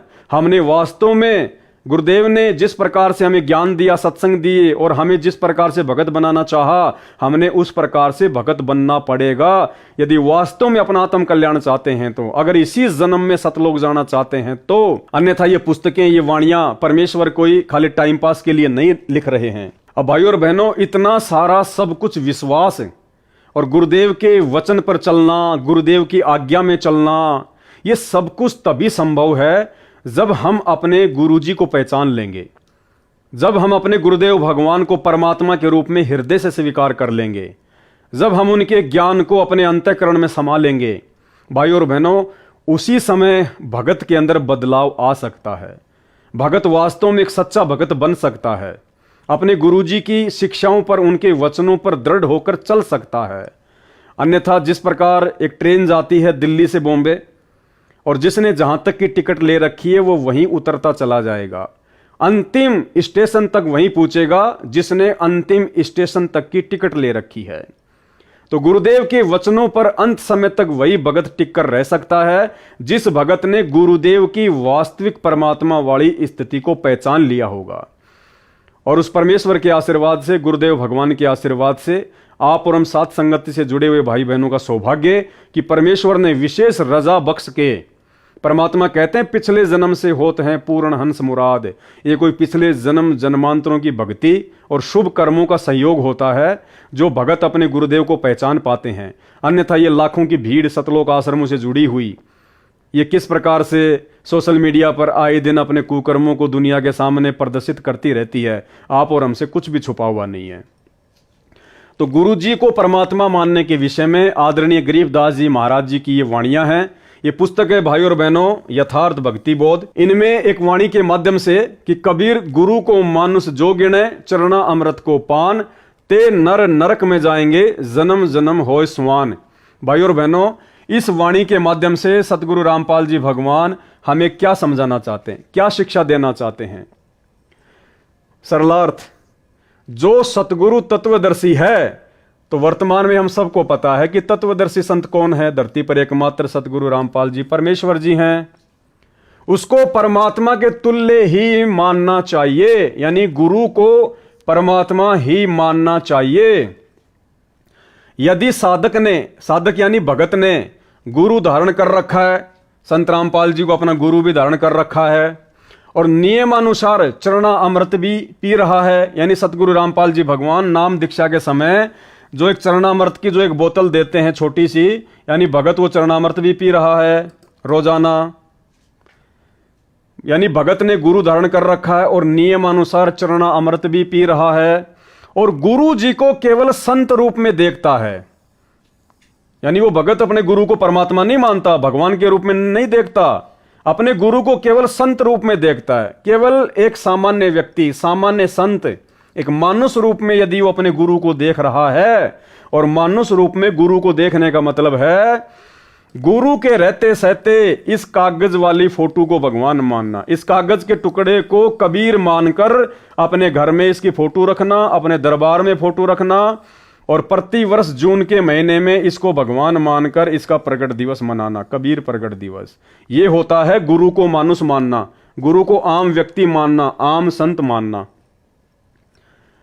और गुरु जी को केवल संत रूप में देखता है और परमात्मा अन्य मानता है, और परमात्मा अन्य मानता है, यानी परमात्मा संगत आज मान रही है इस कागज की फोटो को। गुरु जी को तो केवल संत रूप में देख रही है और परमात्मा मान रही है इस कागज के टुकड़े को, कबीर जी की नकली फोटो को, काल्पनिक फोटो को। और परमात्मा अन्य मानता है तो वह शिष्य पार नहीं हो सकता, उस भगत का मोक्ष नहीं हो सकता। यानी आज सतलोक आश्रमों से जुड़ी हुई 90% संगत, सात संगति से जुड़े हुए सत्सेवक भाई बहनों को छोड़कर जितने भी भगत हैं, वो भगत वर्तमान समय में सतलोक जाने वाली स्थिति में नहीं है। वर्तमान में वो पूर्ण मोक्ष प्राप्त करने वाली स्थिति में नहीं है, क्योंकि वो भगत परमपिता परमेश्वर जी की इस अमर अटल वाणी के अनुसार नहीं चल रहे हैं। कबीर गुरु को मानुष जो गिने, कर चरणा अमृत को पान, ते नर नरक में जाएंगे, जन्म जन्म होए श्वान। जो सतगुरु तत्वदर्शी है, यानी हम तत्वदर्शी संत के शिष्य हैं, उसको परमात्मा के तुल्य ही मानना चाहिए। यदि भगत ने गुरु धारण कर रखा है, बिल्कुल गुरु धारण कर लिया, और नियमानुसार चरणामृत भी पी रहे हैं, लोग सुबह सुबह संत रामपाल जी का चरणामृत भी पीते हैं, और गुरु जी को केवल संत रूप में देखता है और परमात्मा अन्य मानता है, यानी गुरु जी को केवल एक साधारण संत और परमात्मा मान रहे हैं इस कबीर जी की फोटो को, कागज के टुकड़े को, जो ना बोलता, ना चलता, ना देखता, ना हिलता, ना डुलता, ना आशीर्वाद देता, ना मंत्र देता, ना सत्संग सुनाता। तो वह शिष्य, यानी ऐसी गलती करने वाला वह शिष्य, वह भगत, तो वह शिष्य पार नहीं हो सकता, उसका मोक्ष नहीं हो सकता। अर्थात जिन जिन भगत भाई बहनों के घरों में आज भी इस दाढ़ी मूछ वाले कबीर जी की ये काल्पनिक, ये नकली फोटो रखी हुई है। जिन जिन के दरबार साहिब में ये फोटो रखी हुई है, जो व्यक्ति इस फोटो का सुबह शाम दोपहर दर्शन करते हैं, जो हर साल जून के महीने में इस कागज की फोटो का कबीर प्रकट दिवस मनाते हैं, वो व्यक्ति कभी भी पार नहीं हो सकता। पार नहीं हुआ तो स्वान यानी कुत्ते आदि के शरीर धारण करेगा। यानी सच्चे गुरु की शरण में आने के बाद भी, तत्वदर्शी संत की शरण में आने के बाद भी, जिस भगत ने भक्ति करते करते अपने गुरु को ही भगवान नहीं माना, परमात्मा नहीं माना, और गुरु के रहते सहते किसी और को भगवान मानता रहा, किसी और का प्रकट दिवस मनाता रहा, किसी और की फोटोओं को अपने घर में लगाता रहा, तो कहते हैं वो भगत भक्ति करते करते भी पार नहीं हो पाएगा। और पार नहीं हुआ तो फिर क्या बनेगा? स्वान, कुत्ता। गुरु और परमात्मा में कोई अंतर नहीं होता। जब तक दो समझ कर चाल रहा है, कबीर साहब कहते हैं, वो कुत्ते की दुनिया में जागा। तो आज सतलोक आश्रमों से जुड़े हुए 90% भगत, सतगुरु रामपाल जी परमेश्वर जी का कलयुगी परिवार, उनके भाई बंधु रिश्तेदार, ये कोऑर्डिनेटर, सब के सब इसी को भगवान मानते हैं। जून के महीने में इसका प्रकट दिवस मनाते हैं। आश्रमों में इनकी बड़ी बड़ी फोटोएं लगी हुई हैं, यानी गुरु के रहते सहते कागज के टुकड़े को भगवान मान रहे हैं। तो सारे के सारे कुत्ते की योनि में जाने वाली भक्ति कर रहे हैं, कुत्ते की योनि में जाने वाली। ये मैं नहीं कह रहा, आपके गुरु सतगुरु रामपाल जी स्वयं कह रहे हैं। आपकी आंखों के सामने इस वाणी का सरलार्थ उन्हीं के द्वारा लिखित पुस्तक यथार्थ भक्ति बोध में लिखा हुआ, भाई जी पढ़ लेना। आगे फिर क्या बताया परमेश्वर जी ने? दूसरी वाणी, जस्ट इसके आगे वाली वाणी, इसी पुस्तक यथार्थ भक्ति बोध से, वाणी, गुरु मानुष कर जानते ते नर कहिए अंध, ओवे दुखी संसार में आ गए यम के फंद। सरलार्थ, जो साधक गुरु जी को सामान्य मनुष्य मानते हैं, सामान्य मनुष्य मानने का मतलब है नाम ले रखा है गुरु जी से और भगवान मान रहे हैं इस कागज के टुकड़े को, इसको कहते हैं सामान्य मनुष्य मानना। वे व्यक्ति अंधे, तत्व ज्ञान नेत्रहीन हैं, बिल्कुल मूर्ख हैं, मूढ़ हैं, नाम लेकर भी गधे हैं। उनको भक्ति का कोई लाभ नहीं मिलता, जिस कारण से इस संसार में भी दुखी रहेंगे तथा फिर यमराज के नरक का भी कष्ट भोगना पड़ेगा। मरने के बाद में, भक्ति करते करते भी मरने के बाद में नरक में जाना पड़ेगा। तो भाइयों और बहनों, क्यों आफत मोल ले रहे हो? सीधा सीधा परमात्मा धरती पर प्रकट है, समझाने में बताने में कोई कसर नहीं छोड़ रखी है, और तुम अपनी मूर्खता में इस कागज के टुकड़े को भगवान मान के पूज रहे हो, प्रकट दिवस मना रहे हो, बड़े बड़े पोस्टर लगा रखे हैं आश्रमों में। अरे भैया, गुरु जी का परिवार पार नहीं करेगा, गुरु जी के बेटा बेटी, ये कोऑर्डिनेटर तुम्हारी नैया पार नहीं लगाएंगे। इनकी खुद की नैया तो दलदल में धसी हुई है, दलदल में। ये सभी लोग आने वाले समय में रोएंगे, पछताएंगे और समय हाथ से निकल जाएगा। ये सभी लोग आने वाले समय में रोएंगे, पछताएंगे, लेकिन उस समय तक जब इनको ये बातें समझ में आएंगे ना, जो बातें वर्तमान में सत्सेवकों के आ चुकी हैं, ये बातें जब तक इनके समझ में आएंगी तब तक तो समय हाथ से निकल चुका होगा। और बाद में फिर परमात्मा कहते हैं कि अब पछताए क्या हो जब चिड़िया चुग गई खेत। अब भाइयों और बहनों, आज के इस वीडियो के अंत में आपको एक छोटी सी ऑडियो सुनाएंगे, जो कि सतगुरु रामपाल जी परमेश्वर जी ने अपने मुख कमल से बोली है। और ये कोई सामान्य ऑडियो नहीं है। वर्तमान में हिसार जेल से जो 1-1 घंटे के सत्संग आ रहे हैं, और हाल फिलहाल जो सबसे लेटेस्ट ऑडियो आई है, ऑडियो नंबर 44, विशेष संदेश नंबर 44। इस संदेश में परमात्मा ने बिल्कुल खुलकर कह दिया।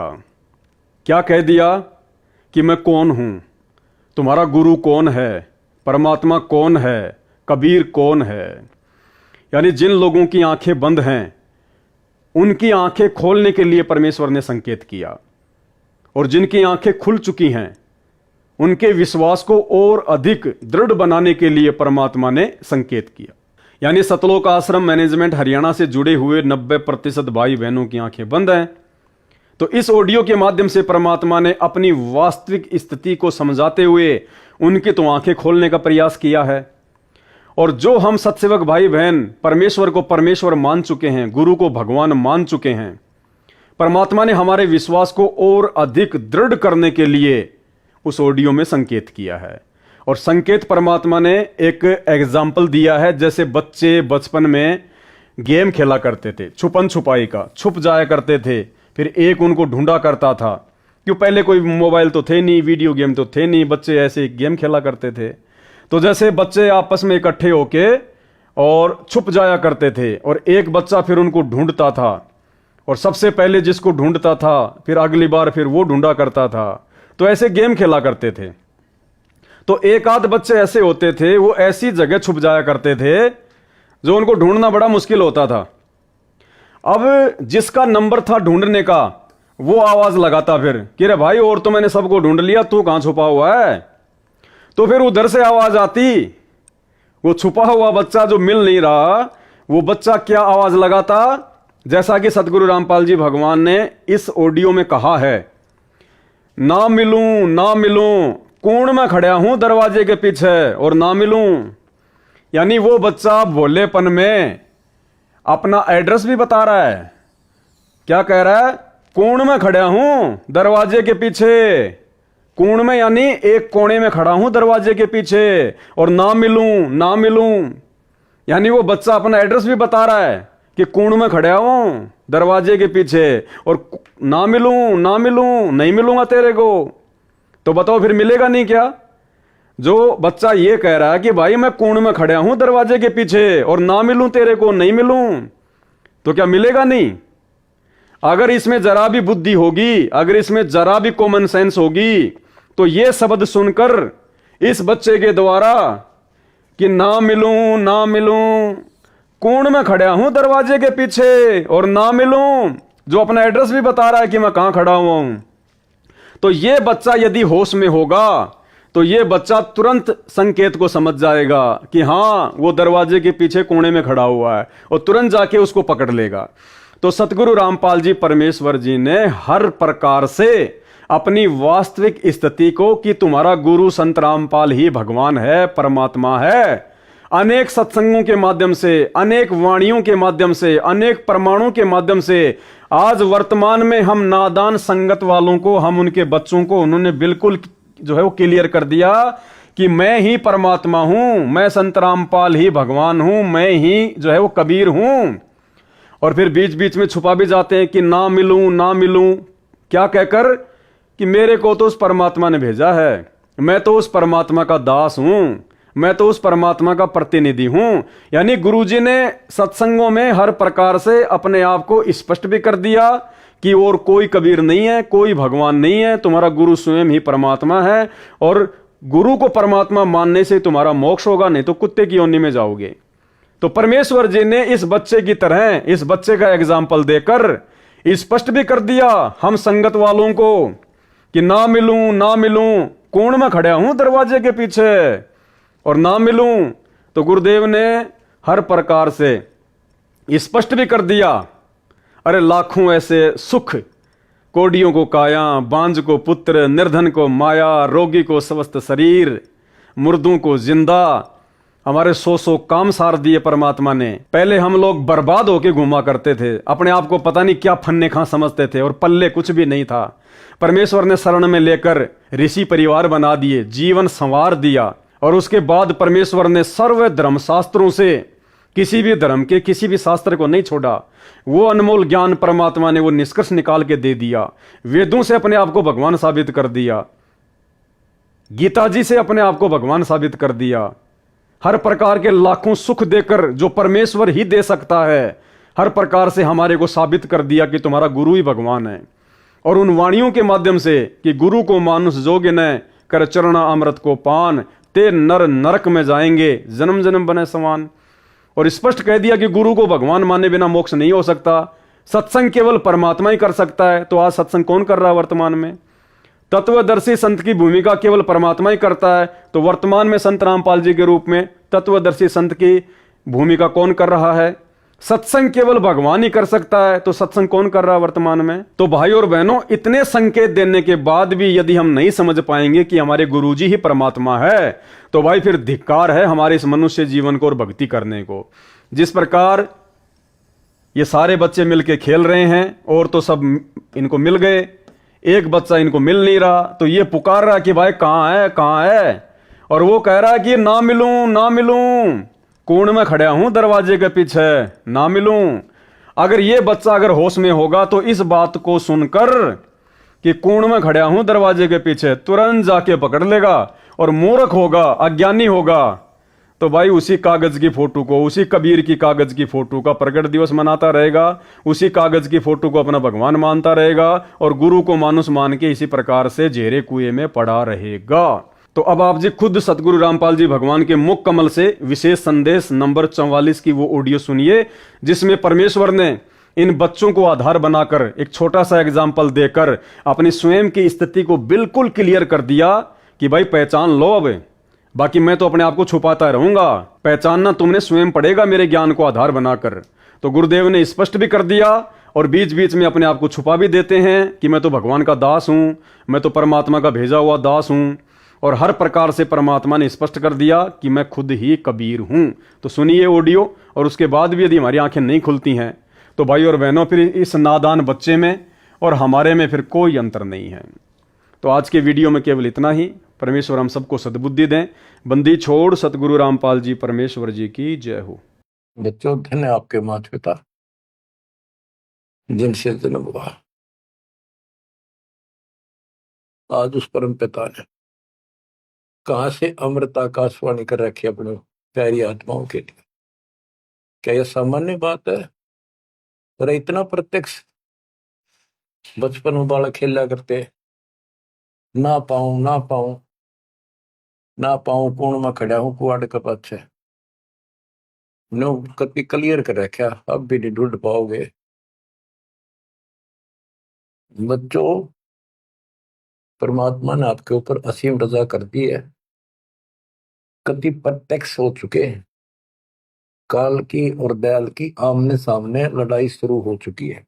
बात यही बिगड़ी थी कि हम उस परम पिता को सच्चे दिल से स्वीकार नहीं कर पाए, ये भगवान है। जब तक हम कति हर प्रकार से 100% पतिव्रता पद पर नहीं आवांगे, इतने ऊपर नहीं जा सकते। बच्चों, तुम ऐसे समर्थ के शरण में हो और उस परमात्मा ने आपके लिए कष्ट उठाए। अब आप संभल जाओ, पहचान दो अपने भगवान ने, वो ना दुखी करो ज्यादा दाता को। अब आपको इतना योग्य बना दिया है, पढ़ा लिखा बना दिया है, आसानी से समझ सकते हो। परमात्मा आपको मोक्ष दे, आपका सद्बुद्धि दे, आप काल के जाल से निकलो और अपने घर जाओ सत्साई।